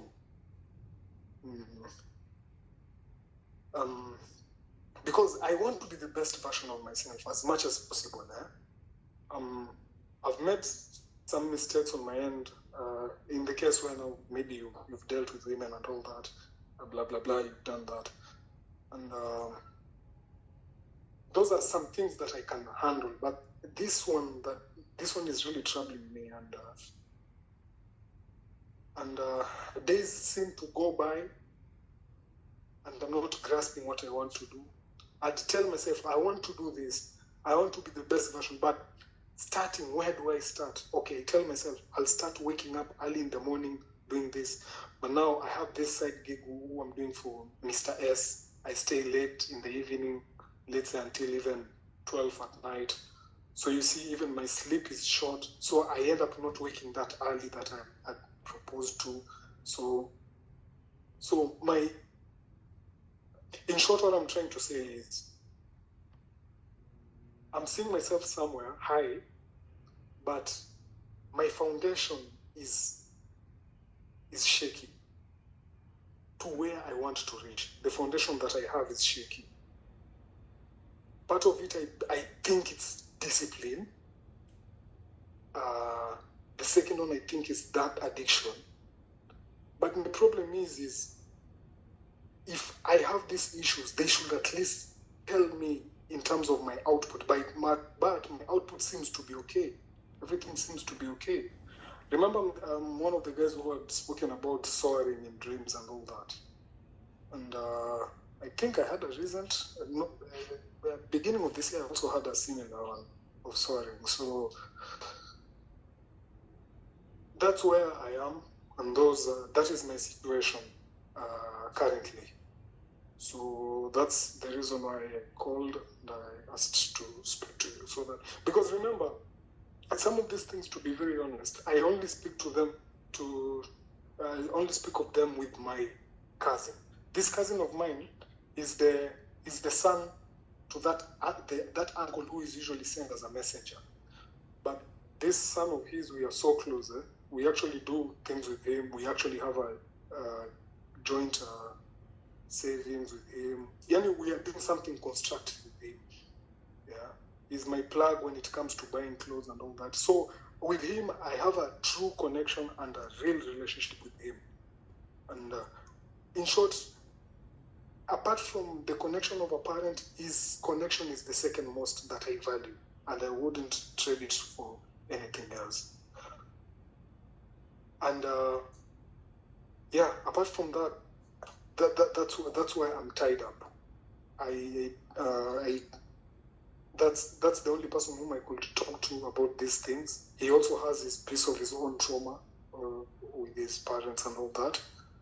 So I cannot speak to my dad. I can't tell him some of these things, because even if I go to him and ask him advice about me moving to a higher job and getting double the salary, he'll see an opportunity to make me more. And in one of our recent conversations, he actually told me, hey, if things change on your end, please let me know, because things they are bad. So I was like, the more reason I should not tell you how much I'm earning right now, because it will even delay the process longer and longer. So that is why I opt to maybe somebody like you, I actually prefer talking to strangers, because you have no way of coming back to me. Now that is my emotion. You have no way of coming back to me and telling me and using it against me. But somebody who is close to you can actually use it to ruin you. But so I prefer talking out to strangers, and if I can get something out from you, then the better. But yeah, that's my situation. And lastly, before I hand over the mantle, is when I was in campus, for the 3 years that I was in campus, to be very honest with you, George, those years passed me by. I did well. I got a second class upper honors, but those years passed me by. I think like I lost my life there. And I don't want to look back 5 years in time or 10 years in time and see this as time lost also, in this feeling that I have right now. I need to have like yes, that was the right foundation that was set there. So, over to you. You realize you have not told me what is your addiction. Sorry? You have not told me what your addiction is. Oh, porn and masturbation. And it started when you were how old? 2016. Yeah, so I was just turning 18. You were in school. Yes. When did your father come to school and tell you that there is another? What was the message he came to tell you in school? Oh, about the... no, he never came to school to tell me that. No, there is something he came to tell you when you were in school. Is it No. Is it about the separation with your mother? Oh, okay. That was when I was in high school. How old were you? I was, that is 2015, that was 17. You are That 17. was 17. Yes. And you have had this addiction from when? 18. And what did he tell you when you were 17? It was more of the separation with my, their quarrels with my mother, telling me that your mom doesn't listen to me, this and that. A woman independent who has become independent, you cannot control her. It was more of their issues, and it used to bother me when I was there. But when I go back to, there was a time, there was a time when I was in Mombasa. I think I was staying with my uncle in Mombasa. My mom called me. I think it was about that time when the year that I was turning, I think 18. My mom called me and told me, hey, your dad wants to kill me, something of the sort. I think that they had a quarrel. My mom was insulting my dad, and my dad, I think, hate her. And so I didn't know what to do. I was just there, shocked. My uncle had not yet arrived, so I had to call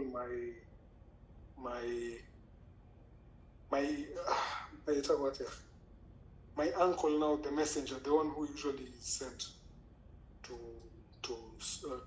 because I didn't know what to do with that information. So I just called him and I told him, hey, mom just called me, tells me that they've had a quarrel with my dad. Dad just hit her. So I don't know what's happening, so you just check it out. And then he told me, then I think they talked and all that, So the whole time we have talked here, sorry? the whole time we have talked here, you have not mentioned a girlfriend. Oh, me? I currently have one. Okay. Yes. How old were you when you had a first girlfriend? Oh, to be honest with you, I usually can't count this one as my real first girlfriend. The previous ones were just that more like an online girlfriend, then you meet, then inaisha within like 3 months, 2 months. So for this one is I think the first real one. I'm about to make her for long. Sorry? How old were you when you had your sexual encounter with a woman? I was 23. You're now 27. Yes. So your father comes to you and tell you that yes, the family he had created is falling apart. Correct. He was actually telling me what I had come to build on is a mess. And he had told me at that particular time, sometimes I feel like I should just leave and never come back. Sometimes I usually think to myself, you should have done that maybe. And then your mom called you shortly after and tell you that the guy that he used to create you wants to kill her. Now a bit later, yes. But then masturbation starts at 18. Yes. So if let's not use as an example. If I have a girlfriend and we are dating and we are having a very good life and things are going so well, Yes. and then I break up with her, but Yes. unbeknown to me, she is pregnant. Yes. Yes. But we have broken. Yes. What is the first thing that girl is going to do? Sorry, repeat that question. What is the first thing that girl is going to do? Once she gives birth, she'll No, bring the child to me. she did not tell me she's pregnant. Okay. But we have broken up. Uh-huh. We had big dreams of making a family together, and things were going so well, and all of a sudden I have thrown her under the bus right the day before she was going to break the good news that she's pregnant. What do you think is the first thing she's going to do? Abort. It's only natural, right? It's understandable. And the society would say, I don't agree with her, but I understand. Because whatever she was preparing to bring this life to has been disrupted.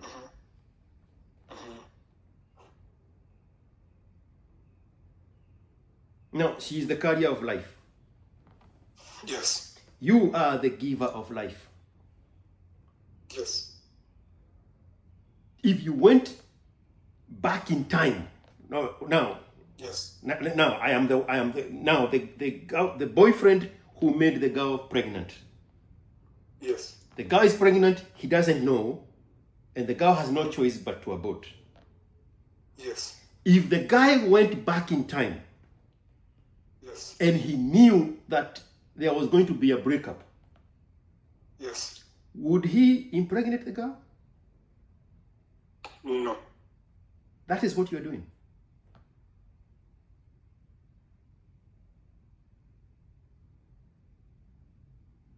That is what you're doing.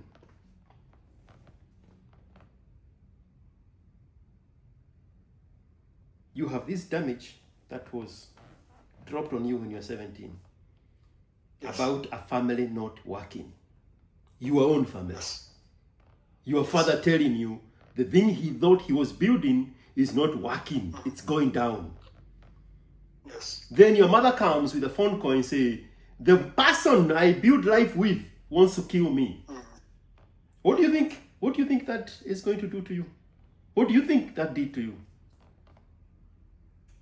You are preemptively killing life before it happens. You are the boyfriend who knows. You are the boyfriend who would go back in time and know that this relationship is not going to work. So I will stop at the point of getting this girl pregnant. Now you leave that over and over and over and over and over.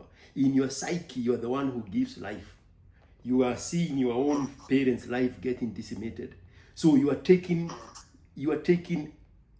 action in your own hands to prevent that kind of a life happening because of the dysfunction that is so life and real and imminent in your own family. That is the effect of that damage.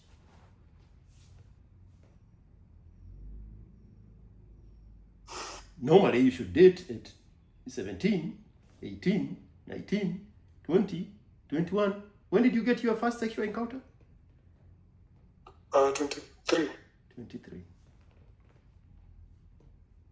And put 3 condoms on. No, just one. Because now you are taking the power to prevent the inevitable into your own hands. Yes. And the only thing you can do about this dysfunction, that is the greatest damage in your life, is to prevent a multiplication of your own. So you continually kill your seed. And you have avoided for 5-6 years to interact with a girl. Majority of people have sexual interactions when they are teenagers. Even adults at 17. Yes. You know, Romeo and Juliet kind of a thing. Healthy. Insisting on the part of a healthy part of it. When you see a delay, chances are there is another need damage. And for you now, you've taken matters into your own hands to prevent a replication of what has failed in your own family. And even when you get a girl at the age of 23, your very first instinct is, I should not multiply. Of course. And the subsequent relationships, you kill them within weeks, you said. But we haven't reached that point. But at some point, it was almost... Not the one you have currently. You say the ones you get them online, on IG or wherever, where they post their good photos. Your nature kicks in. And then when she comes into your face, you remember your damage at 18. Yeah. And you kill that one. How many relationships have you walked away from? There are actually not many. I think the three. If you look back objectively, was there any valid reason for breaking up with these girls?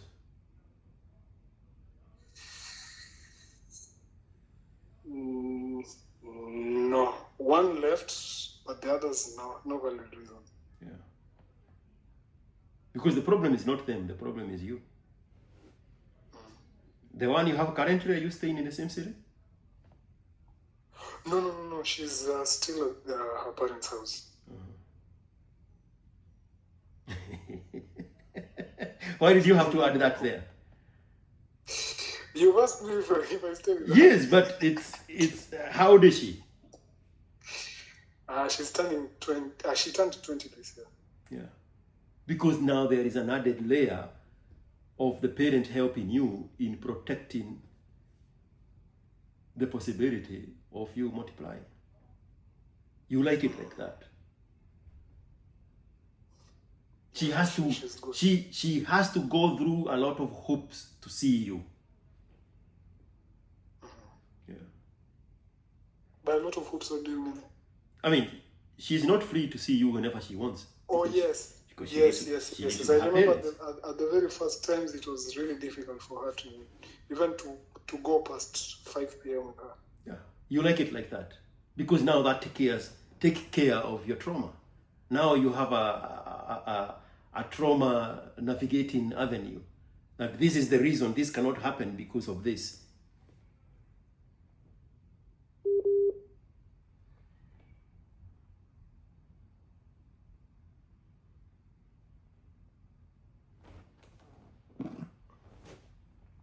Until when now somebody like you says it. Okay, you had disappeared there for a minute.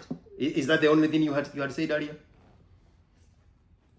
Yes. Okay. It's just the same thing I'm talking about. Mm-hmm. So I'm saying, in actual sense, when for example now you're talking about this trauma thing, I don't get to experience that it's a trauma when I'm there. But now when you're explaining it, it's something to ponder on and see, like, because when you say, like, I like it like that, I'm like, okay. Because I'm not really sure if that's it. It's in the sense that it's the only thing that you have control over. Mm-hmm. How many times have you told yourself condoms bust? With how we no longer use condoms. But I'm very strict on the safe days. I even have the calendar in my phone. You have the app. You are the one with the app. No. There's this app they call Flow app. So apparently you can join it with your partner. So once she updates it, I get a feedback on my end also. Mm-hmm. How did I know that? Yeah. Suddenly you become so clever. Because you have to have dotted all the I's and crossed all the T's so that you remain in control of this thing that is a cause of your trauma. Because your father came and told you he is losing control of the family he thought he was building.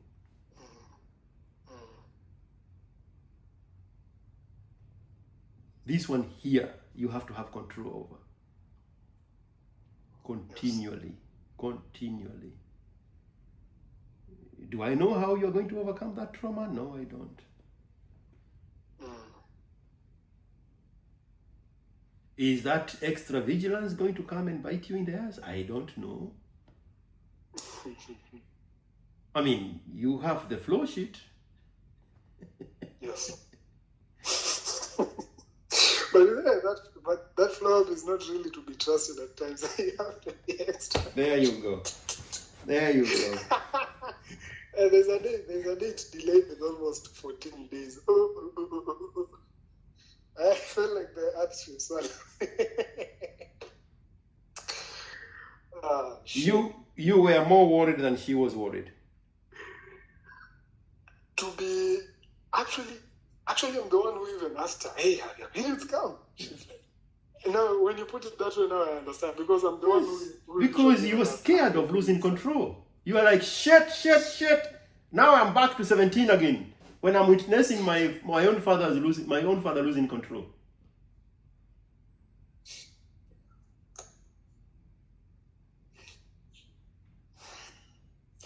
And you see, for me, I never thought that, because I've always sat down with myself. I sat down with myself around 2 years back and asked myself, do I really have this trauma? And I think I just told myself, no, you don't have, because you haven't experienced this firsthand. The people who genuinely have this trauma is your sister and your brother, who have the real trauma, because they're the ones who are involved there. They saw the dirty work happening. You were shielded way away. So I think I gave myself an excuse of that. So let me ask you about that. Yes. And this experiment was expounded by Condoleezza Rice, the Secretary of State back in the George W. Bush days. Okay. If you want to boil a frog, okay, do you boil the water and then throw the frog inside? Okay, let's ask me another way. If you throw a frog in boiling water, what is going to happen? It's gonna jump. Thank you. If you put a frog in cold water, yes, then bring the temperature of the fire gradually. The frog will never adapt to the heat, thinking it's normal, and it will never know when to jump.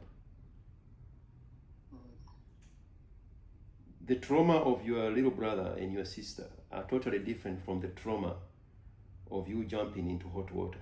They saw all of it happening. Yeah. It's in a very twisted way. They were adapting to the trauma. They were being prepared every day, every argument, every disagreement, every little fight, every shouting.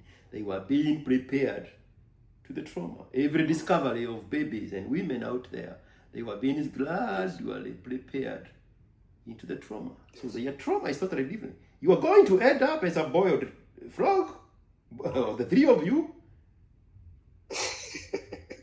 I jump out. Yes. But you were handed a ready-made disruption in your own parents' family. Your father came and told you, yes, the family I thought I was building is crumbling. Your mother comes in and tells you, yes, your father wants to kill me. Yes. You are and in that regard, even my dad, because my dad recorded my mom when they were talking. My mom was howling heavy insults. So to me, I was like, hey. The reason So the reason you know there is a recording is because you listened to it. Yes. Had you heard them in real life arguing the same way? You heard them on the recording? Not particularly, but there was a time. You remember that time when I told you my mom saw text messages from my dad's phone? Uh-huh. That time it erupted. That was the first-hand experience that I had, and it was tough. But when you told me that story, you told me, but you were isolated because you lived in a different city and you lived in a boarding school. Yes. Because even after like 2 weeks, I went straight back to Mombasa to study. Exactly. So your trauma is equivalent to the trauma of a frog being put in boiling water and the lid on top of it. Your little brother and your sister's trauma are being warmed up from the cold water until they see all these boiling points right in front of their eyes. So your trauma hits you different, which now comes with your addiction. You want to autocorrect immediately, just like the flag. The moment it touches the surface of the hot water, it want to autocorrect. You now take, I'm using the matters in your hands with a pun intended here for the 60th time. You want to take matters into your hand and prevent all this from replicating. Yeah. So you have to find out how to heal yourself from it by involving yourself in healthy relationships. Yes. Which is why it's important that kids get into healthy relationships in the Romeo and Juliet stage. In American culture and Latin American culture, those healthy relationships are encouraged in Sweet 16 and Quinceañera. They are encouraged in homecoming and the homecoming queen and the homecoming king, and they are encouraged in prom. They are encouraged in whatever these other activities that happen around in teenage years. They are always involving a boy and a girl. Always. Yes. To cultivate a culture of healthy interaction between men and women. And for what it's worth, that's why in North America, men marry their age mates because they have cultivated healthy relationships. If you look at it much later, then the graph shows a different results of the divorce rates from the same demographics and the same first marriages, but the cultivation of the healthy interaction between men and women at a very, very, very, very young age, very tender age, formidable years. It counts for healthy interactions. You heard me telling this 21-year-old guy that I want him to have healthy interaction with women because he's 21. I don't know if you remember that episode I had.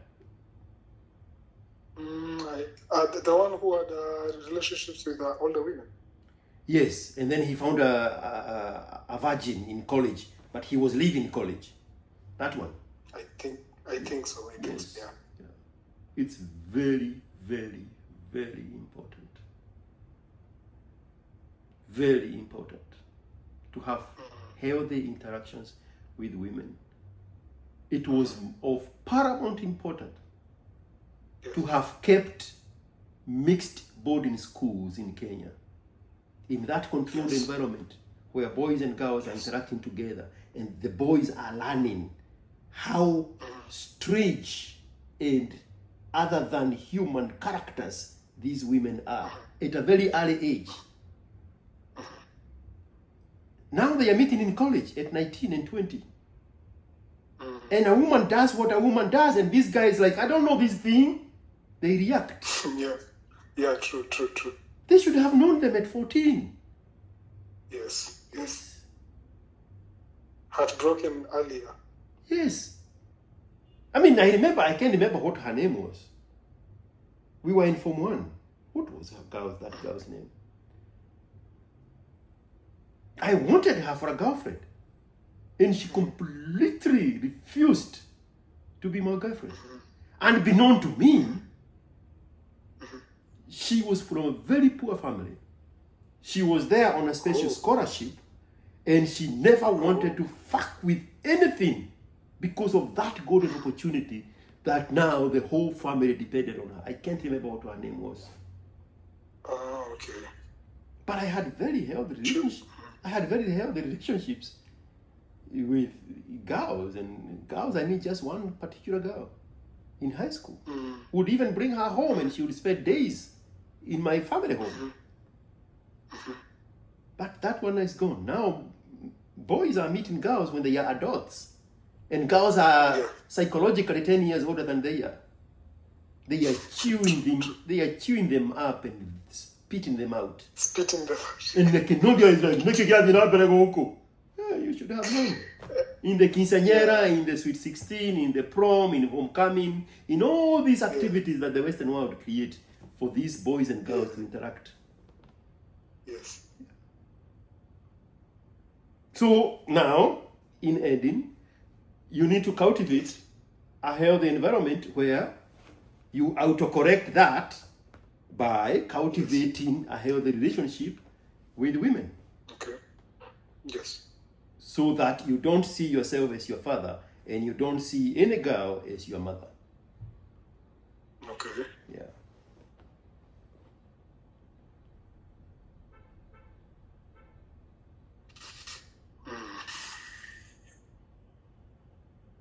Okay. Yeah. When you are very comfortable with a woman, that problem goes away. Okay. Now I'm asking you.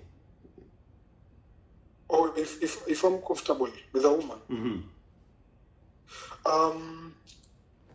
Every relationship that I've had when this habitat started, during the first month or so, I'm so engaged in that such that I don't even. In short, what I'm trying to say is the first month I never even look at. In short, it's like that addiction completely goes away. Then it just comes up once a little bit of anxiety kicks in or something of the sort. Yeah. And I'm glad now you give it a name, anxiety. Yeah. What is the origin of anxiety? Remember my conversation with the Kenyan guy in San Antonio, and we are talking about the difference between anxiety and apprehension. I think so. The San Antonio guy, is it the one whom you had Land talks who has a daughter, or the one who has two boys? No, the one who was comparing my message with that one of Kibe. Okay. And then we moved on into why Kenyans in America abuse alcohol. Oh, I know the guy. He's the guy who was a kid who he showed you his picture, the 21-year-old. No, that one is in West Texas. Okay. Yeah, this one, it's actually, I only took like 25 minutes out of a 2-hour conversation. I have not posted the whole conversation. No, okay. Yeah, but we were talking in the context of the difference between. I remember the topic of alcohol. Yes, and the difference between apprehension and anxiety. You want to be apprehensive so that you can awaken your senses for preparedness. But if you are anxious, it's a byproduct of a bigger problem, and you need to tackle that problem first. Yeah. Anxiety is not natural. Yes. Anxiety is caused by fear. Fear is caused by trauma. Trauma is caused by an experience. Go all the way back to the experience and correct that problem in the future. Yes. And I don't know anybody. I don't know anything else, and somebody else can tell us something different. But I think the solution to that is cultivating a healthy relationship with a woman. Okay. Yeah.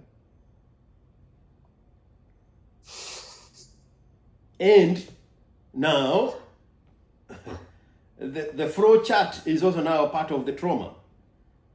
Because if there is a missed period now, it brings the memories of my program of eliminating life is not working. Life is coming against my will. Yeah. So, yeah. so now you have to override that with better methods of family planning that are safer for the woman. Yes, true. Yeah. Oh, but because to be very honest with the girlfriend that I have, once I got her, I was not of the idea of giving her all this family planning method because I knew the extent of how they might damage her in future. So even the B2s and all those, I understood. That's why I even opted for this safer side of calculating on the safe days and in that regard. So actually, let's say that. You know, there is a permanent solution to this, but I don't think you are ready for it because you're still carrying the burden of your father and your black tax. So sorry, repeat that again. There is a permanent solution to that problem, but I don't think you are ready for it because you're still paying black tax and carrying the burden of your father who should have died at 48. Now he's 53 and a burden to you. I need to change my line. No. Okay. Please go on. You are 27 years old. Yes. And you are making twice the money you were making 6 months ago. Yes, correct. And you have a 20-year-old woman. Yes. Marry the woman. Create a healthy relationship to override your traumas.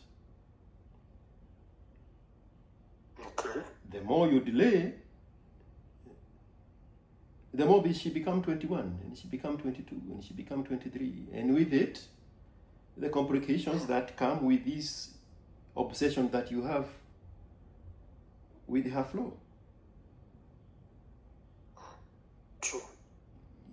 This is the silver bullet here that solves your trauma and kicks everybody else out of your back because now you have your own family to take care of. Yeah. So you are replacing the neediness of your father with the rightful use of your resources on your own family. And now cut everybody else out of the equation completely. Like block them and change your number and wear a mask in public, kind of a change. Yes. Cut them out. Mm-hmm. Concentrate on this golden opportunity here. That is something to ponder on. It's not something I would say to a 27-year-old. But you're seeking healing. But you're seeking healing from a trauma that comes from a broken family. Yeah. Cultivate a family that is healthy. Cultivate a relationship that is meaningful. Replace those people for your own people. Yes. So that you can move on.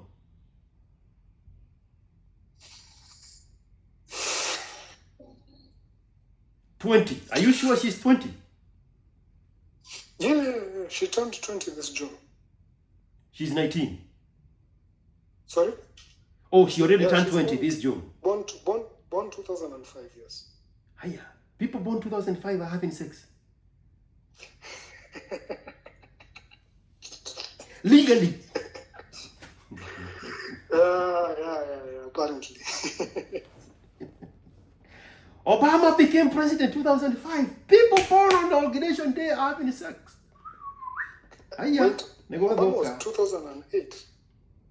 Oh yeah, that was George W. Bush's second term. He beat John Kerry. Sorry. Yeah. It's when Obama was giving that speech that put him on the map. Yes, I mean, the earlier the better. This is Okay. and this is unlikely situation because you're 27, but Yes. your socioeconomic status has taken a turn for the best. We had Yes. that conversation in private. Yes. Yes. And you have the woman at the top of her sexual market value. Yes. Nekekegyoretera. On her side, I don't think that is going to be a possibility. So, yeah, but I do get the whole point that you're trying to put. Yeah. And So it's not going to be a possibility. Why? for this one, Uh-huh. because she's yet to start university. Huh? She's yet to start university. Uh, Yeah, and I can't really control her parents. the first day of her joining college will be the last day of your relationship with her.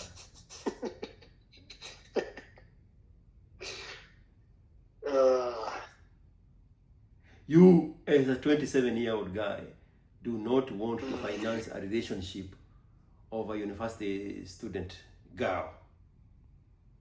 Yeah, of course, that I can. She will completely move away from your league to the league of the Wababas. I'm pointing at myself. Yeah. She'll be the source of reigniting.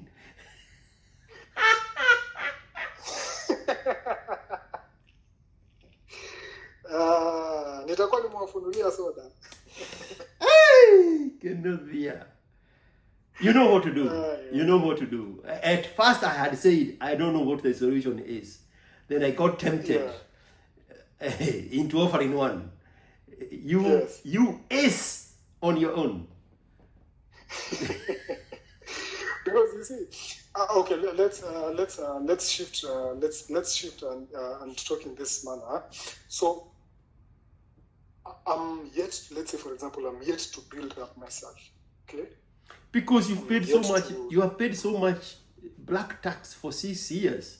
You've never solidified your own.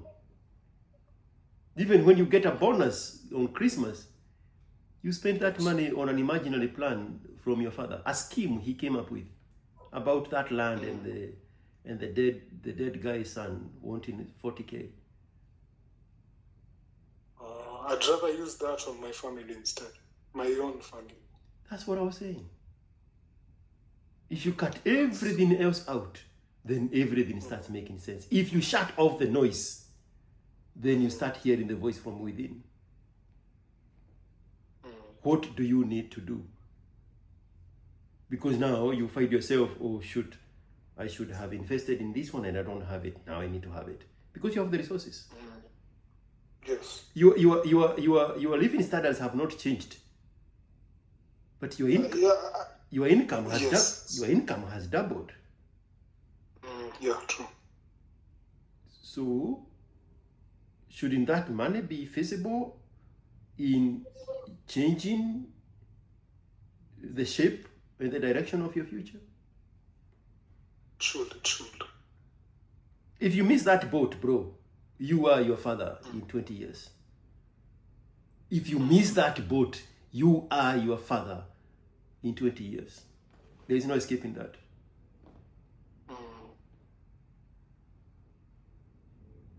Going back to my kids. Yeah.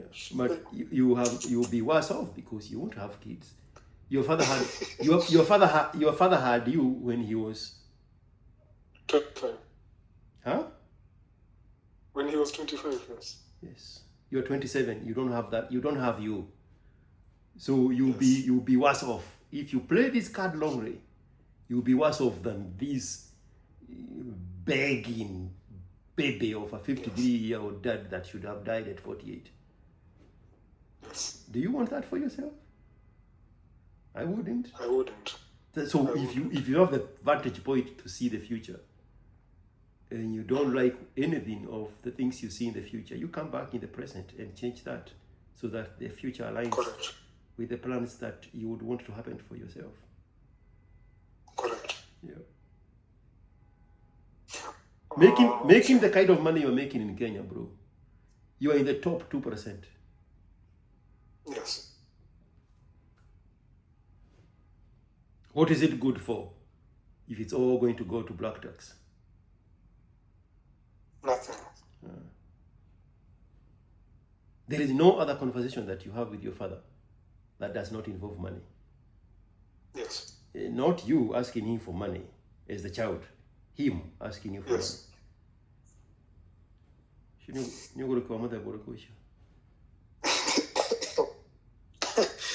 And you see,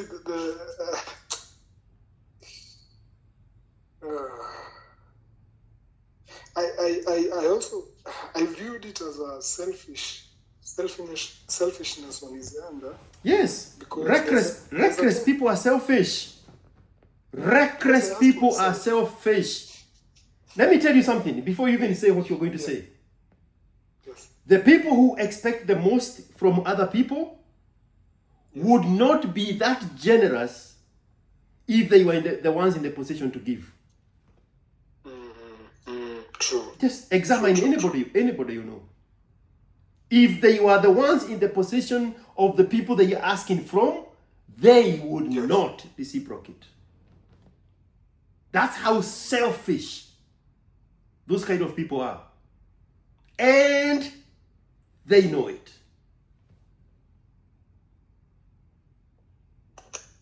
A leech does not give blood to any other organism.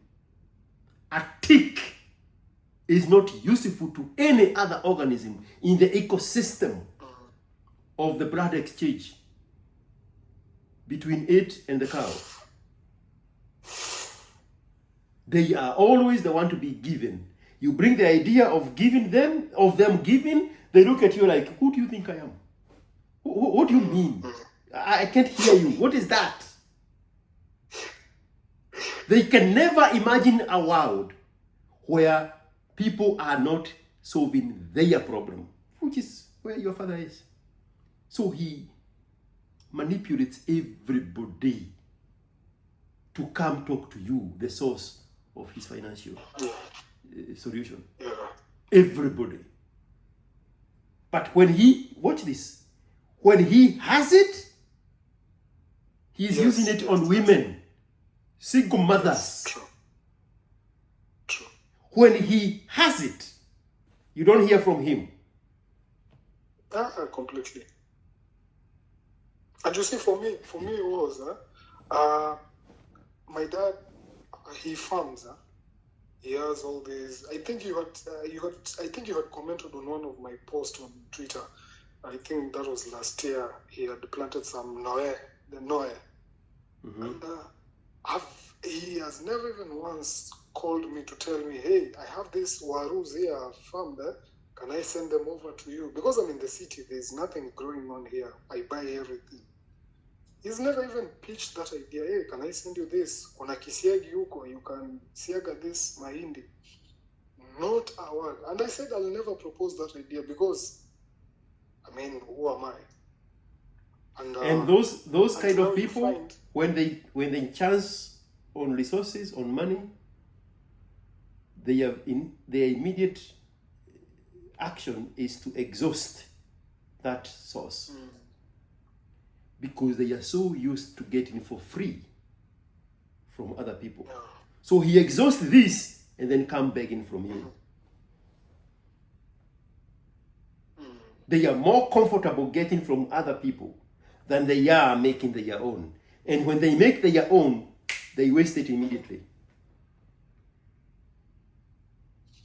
You know, the information that I'm withholding from you is that my sister had called me 3 weeks ago to tell me my father has done it again.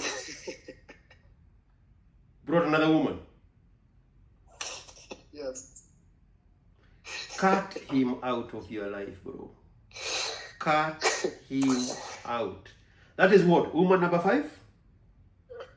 It should be. I even lost count.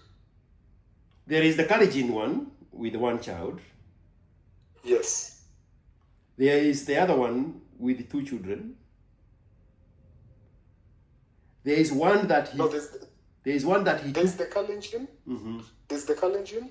there's the woman who wanted me to accept being called son. Mm-hmm. Then The one he took to your grandfather.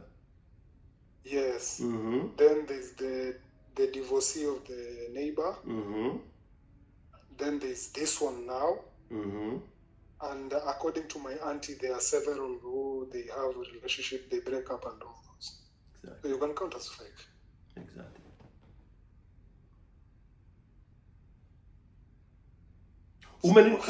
Umenitupa sana hata huwezi kuja kunipigia guo pasi. Who showed up? Who showed up?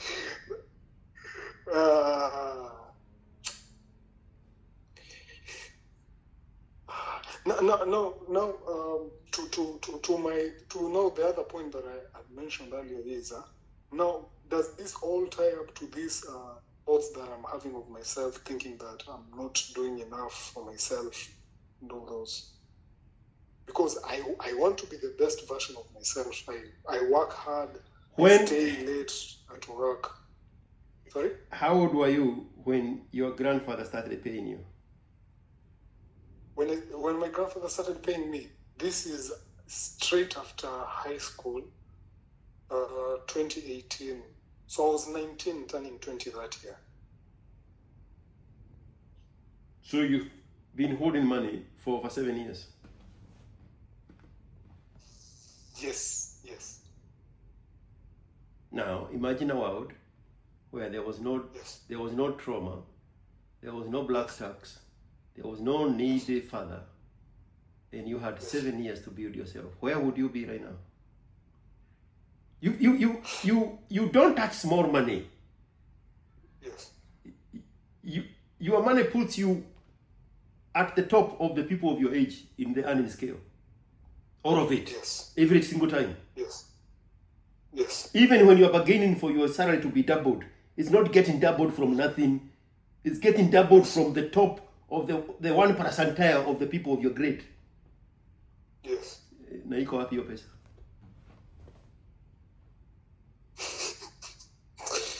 So the problem is not the income. The problem is your father. And you preemptively excluded your mother from the equation. You said you've only sent money to your mom once in 2020. That's the only time she asked me for money. Exactly.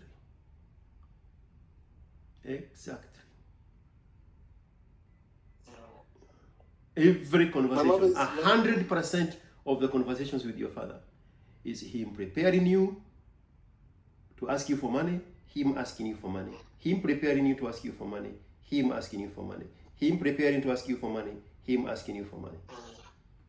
Yes.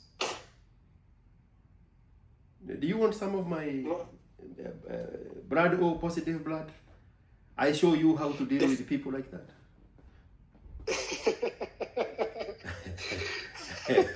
I think it comes with the rhesus positive of the O positive.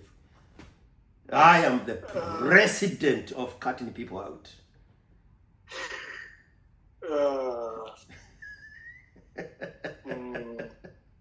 I started cutting out people, so... No, you are saying that to feel good about yourself. Cut the white elephant in the room. My father. Yes. Write him, what do you call that message that is read in people's funeral? Obituary? Yeah. Write a very beautiful obituary. And read it over and over. He's gone. He is gone. And start building yourself.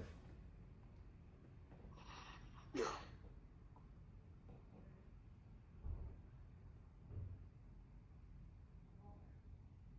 Imagine if your father died right now, the burden would be on you. A guy who has been alive for 53 years. Yes. What the fuck? What kind of black magic backwardness is this? Because if the hospital bill my extended. Oh yeah, I stopped that conversation when you started talking about him wrecking a motorcycle and going to the hospital. Let's go back there. Tell me that story. Bro, I was at work, and no, the day of his accident, my uncle called me. But I didn't respond to his calls, but he called almost thrice. So, but I didn't respond to it. So, but my sister now called. I said I'll call him later. So my sister called. I was like, my uncle called, then my sister called. I said, hold on, because at this moment I was at my grandfather's place. He was sick, so I had gone to just check up on him, how he's doing, faring on well. So now I pick up my sister's call and I ask her, hey, what's up? Why are you calling? It's late late at night. Then he tells me, hey, dad amepatikana na accident, sijui nini, amechukuliwa, amepelekwa hospitalini, na hao watu wanataka pesa walipwe juu wamempeleka hospitalini. I'm like, hi, what is happening? So I'm struck here. I don't know what is happening. So I tell her, hey, Ebu, my uncle had called me. Ebu, let me check. Maybe it is the same thing. So I called him. He tells me, hey, your father has been involved in an accident. Hata nikupigiwa, tumepigiwa, whoever called. So because my father uses that small kabambe, so to open it up is very easy. So they saw the contacts. They were calling anyone and everyone. I don't know why they didn't pick up me. But then, so my uncle called and he told me what I called my uncle. Then he explained to me. Then now I called back my sister, who had said there are some people who needed to be paid. I said, what's their number? What is their number? So I had to call those guys. Ask them, hey, have you taken my dad to the hospital? Yes. So how much are you asking? Oh, it's just this amount just sent to us because we had to remove everybody from the van so that we can take your dad.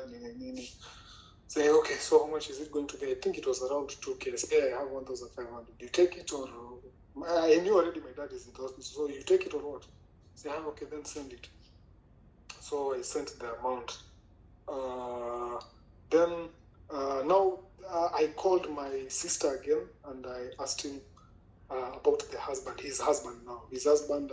He told me his husband had just taken his motorbike and is headed to Nakuru to check on my dad.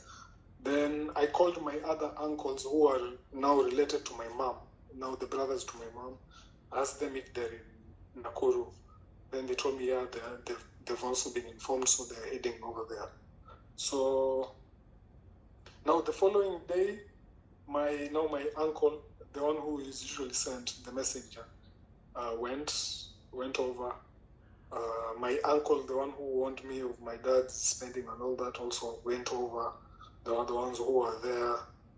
Then, funny enough, the bill came. It was roughly around 20. It was 19,565, if I'm kama sikosei the exact figures. So my uncle told me, hey, the bill has come, and you see he has to go. Amefanya tu scanning hapa, tumemanage kulipa 1,000, 2,000, but sasa hii ni bill inatakana ikuwe cleared so that aingizwe. I don't know, was it theater or what? I can't remember really the details, but that figure was too huge for me at that moment. Because my salary pia, the moment nikifinya kwa salary yangu imeniua. So they told me, oh, you see, mwanawi tu, I don't have something now. Now this is the messenger who is telling me, oh, I don't have something now. Na wengine wameji nimearifa mo huko matirika kidu tofia turare na tu ni tutuoka na tu nafea tutigetiga murwaru wa vitali ika. See, like, there is an option. He can die. I mean, it would solve all these problems. I mean, it's not like he's coming out of the hospital to run the marathon. Yeah. Or to go back to building anything. He's coming back to start begging again. He just dropped dead. Bye. No? Yeah. Too much? Yeah, so they put the whole bill on me. So I don't know what to do, because this is the first time I'm asked to give out a huge sum of money out of nowhere. So now I had to figure out a way to go to Mr. X and take a soft loan of that amount. Then I repay him over 4 months, I guess. Yeah, it was being now deducted from my salary for 4 months. And used to take a toll on me, because there's a loan which I had taken from my circle to do something, and now the figures were crazy. That circle was being deducted, I think, around 7,200. Now this figure I'm being deducted around 4,000 a month. So 11,000. But anyway, I just gave the amount. I sent it. There is no justification to use for a child to use that kind of a money for an adult human being that is wasting his life away.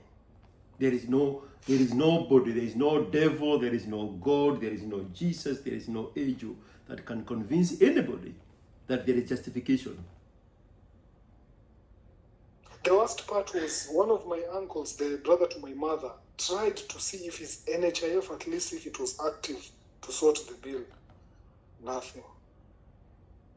Yeah, because he does not have any system in place to sustain life. He's a burden to everybody. Imagine even the good Samaritans who take him to the hospital. Good Samaritan asking for 2K. Good Samaritans asking to be paid. They are all participating, unbeknown unto them, into this curse of uselessness. That he is not even good to be saved for being saved sake.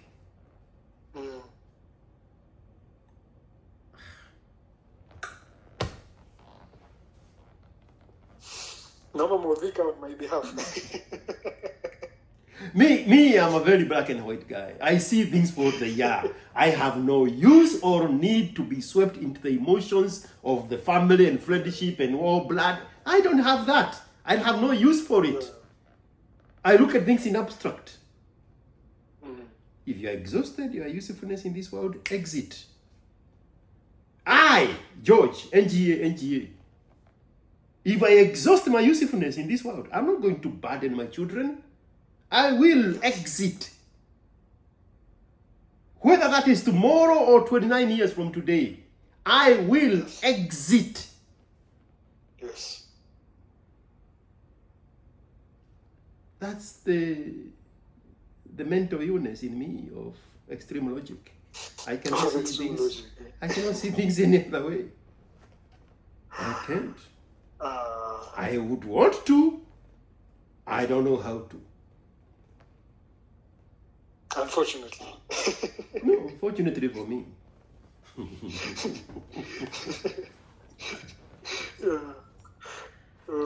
A parent being a burden to the children. Yes. That's an African curse. That's an African curse. That's some black curse, voodoo, mambo jumbo. That's not the order. That's not. And the same Africans that would argue with that, to the contrary, are the staunch Christians of this African Bible that says a good man shall leave his inheritance to his children and his grandchildren. The same group of black mambo jumbos, the one that took the Bible as their own. This part of the Bible, forget about that one. Let's deal with this magic here. They say happy as the poor. No. You as a man, I'm not saying anything about women. Women were born to know how to survive without anything other than their body.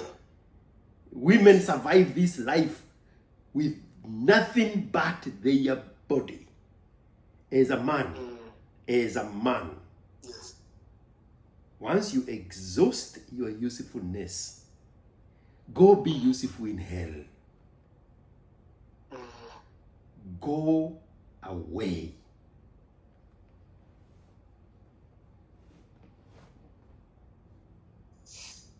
enda kusanya kuni za kutuchoma tukifika huko, sababu tumesema utakuwa kukufa. Enda kusanya hizo kuni.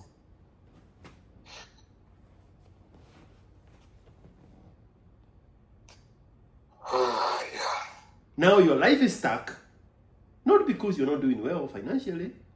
It's stuck because of this thing here that should have died at 48, at his prime.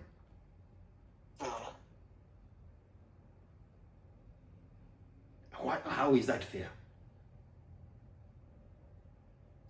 How is that fair? I mean, mtu aniambie, kuna kitu unasahau, ebu angalia it in this other way. Which other way? Show me. Which other way? No other way. It's not natural at all. Somebody with 25 years head start. 25 years head start. And then you become a burden to your son at the same age of the head start that you had. Not because of old age. 52 is very, very, very midlife. Yeah. Actually, I had actually mentioned to him that you're not yet old. So imagine. There is 40 years ahead of him. You are prepared to carry him for another 40 years? Nah, man. So why should you attempt now? I mean, where? Show me where that is natural.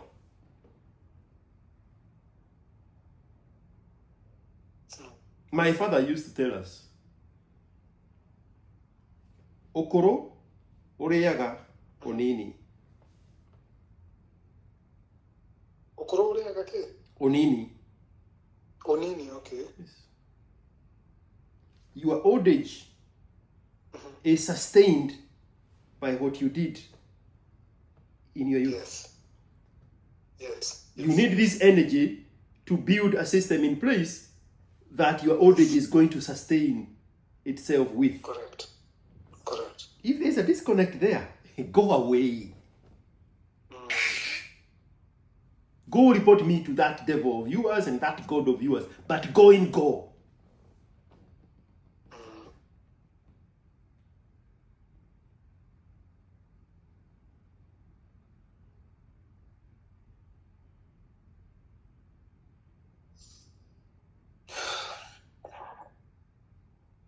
Something to really ponder on that. Your future is disrupted by the actions of your father, the current actions of your father. How is that fair? In which planet is that fair? In which dynamics is that excusable? Hakuna.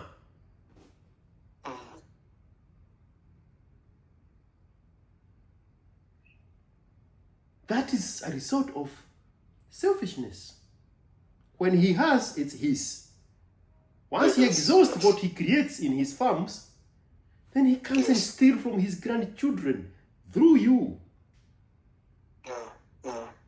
How is that natural? It's not. No. It's not. All right, man. So, where do we move from here? Sorry? Where do we move from here? I need to get my act together. In terms of work, this year has been my tightest year so far, especially with the change of jobs, that has been very tight. So I'm planning to settle down. By settling down, I mean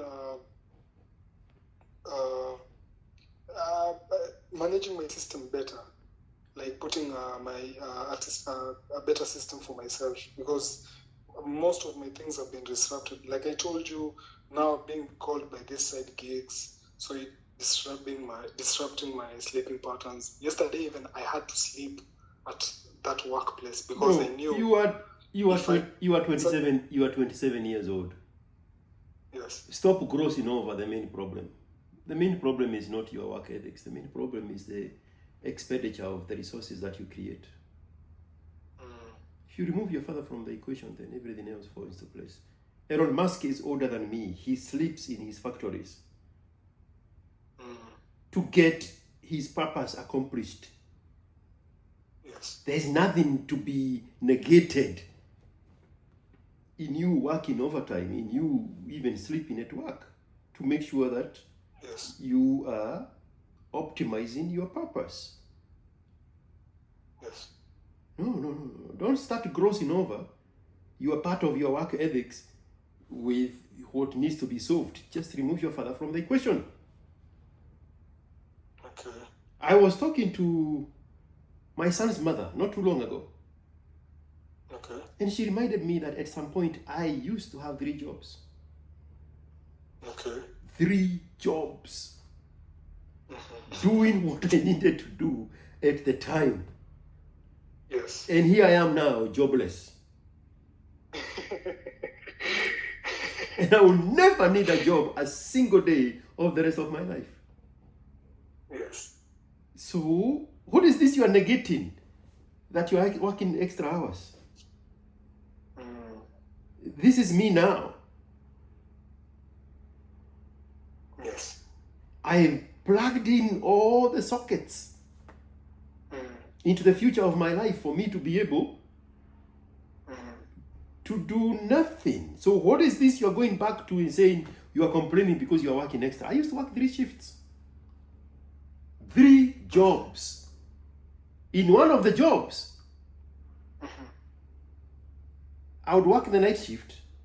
In the middle of the night, there is my 30 minutes break that I have to clock out. I would go home. I lived close to work. I would drive home, take a shower, and change into a new uniform, a fresh uniform. Then come back, clock in. When the shift ended at 6 o'clock, I go straight to my 7 o'clock job. You only have an hour. 7 to 3. Then I'll go home, sleep from 4 o'clock to 9:30, and then 10 o'clock, I'm back at the night job. So which part of that should I go back to and say I should not have done that? But I'm here now, having bought my time with my energy for the future. Yeah. Now I don't have to work for money. The money does the work. For you. Yes. So, stop focusing on the wrong thing. No. You are doing what you're supposed to be doing at 27. You are building yourself for now and for the future. The problem is, when you do all that, this thief called your father creates projects to continually take away from you and from his grandchildren, shamelessly. Cut him loose. What did you say that letter is that people read in funerals? Obituary. Write an obituary. Put it on the front of the door as you live in the house. He is dead to me. That's why I'm working extra hard for his grandchildren that he will never see. Mimi sio mtu mzuri.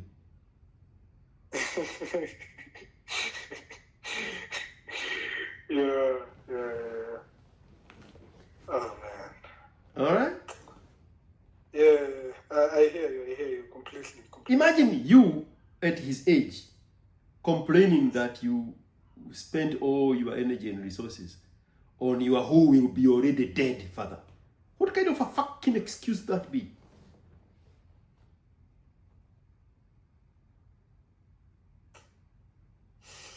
Now, go in the future and fix that shit.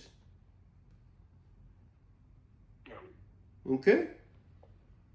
Yes, totally understood. I think we are done here. Yeah, Yeah, we're done. Thank you so much, George. All right.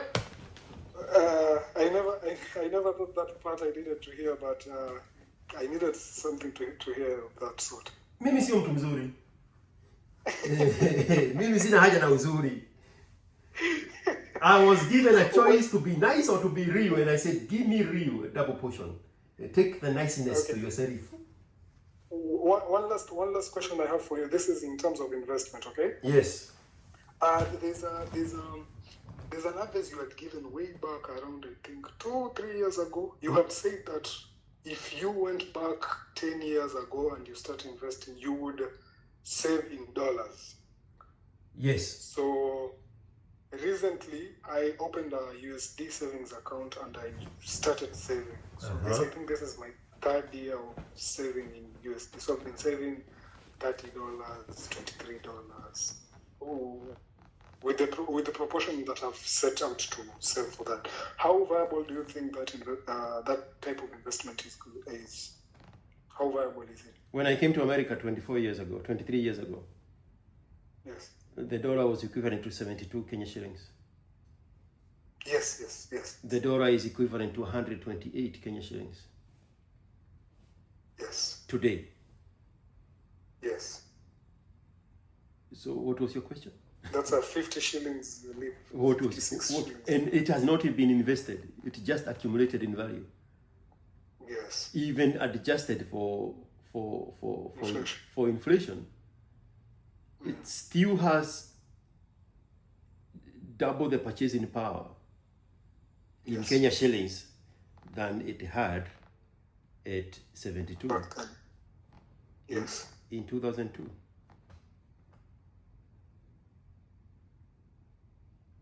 And there is a lot of wajuaji, imenyis out there that would say, oh, it would be better off spent doing this. Do that. Do that. We meet at the finishing line and we compare notes. So don't worry about the dollar sitting idle for 20 years. Show me what you did with your active Kenya shillings for 20 years. Correct. Ama? Yeah. Was that the purpose of the conversation, or was the conversation to negate my efforts? That's the point. Totally. Then that's perfect. If I was still doing what I was doing when the dollar was 72 shillings, my salary would not have doubled. Okay. But the dollar has. Yes. True. That's I am. Yeah. So, what other argument is there? And the people making the argument about investing in this nonsense of patapotea of cryptocurrency, where somebody has to lose for them to gain. Yeah. They don't have anything to show for it, other than that empty imaginary knowledge that they think they do have. Yeah, the gurus. And my argument is fixated on zero risk. This money is growing with zero risk. Yes. There is nowhere in the future of the economy of this planet where the Kenya shillings is projected to be doing better than the US dollar. And so therefore, the risk factor will be inversed in favor of the Kenya shillings. The Kenya shillings, When that happened, wake me up. My phone number will still be +1 512 738 6400. I want real conversations.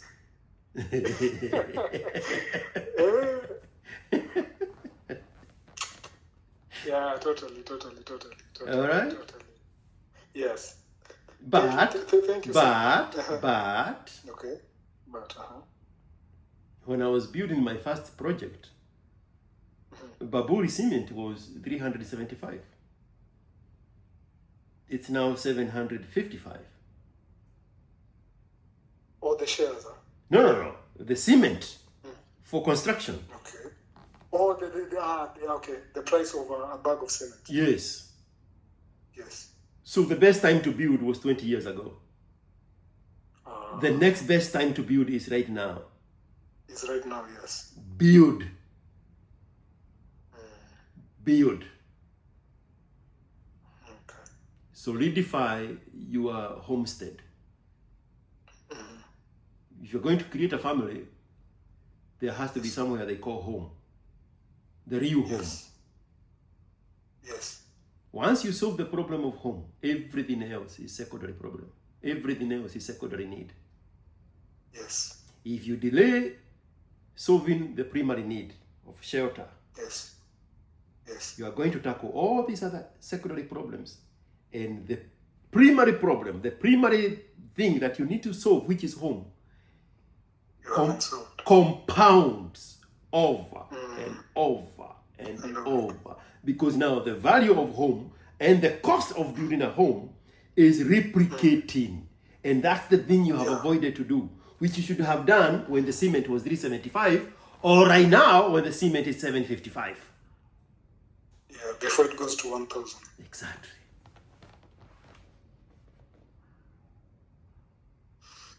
Totally understood.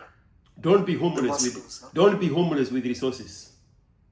And worse off, don't be homeless without the resources. Yeah, exactly. There's that also. All right? Yes. All right then. We're not okay. Thank you so much, George. All right. Thank you, man. It's been a pleasure. Thank you so much. Get rid of your father. Not your father girlfriend style of getting rid of your mother, but find a way to get rid of him. Okay, so I understand. All right, man. Thank you.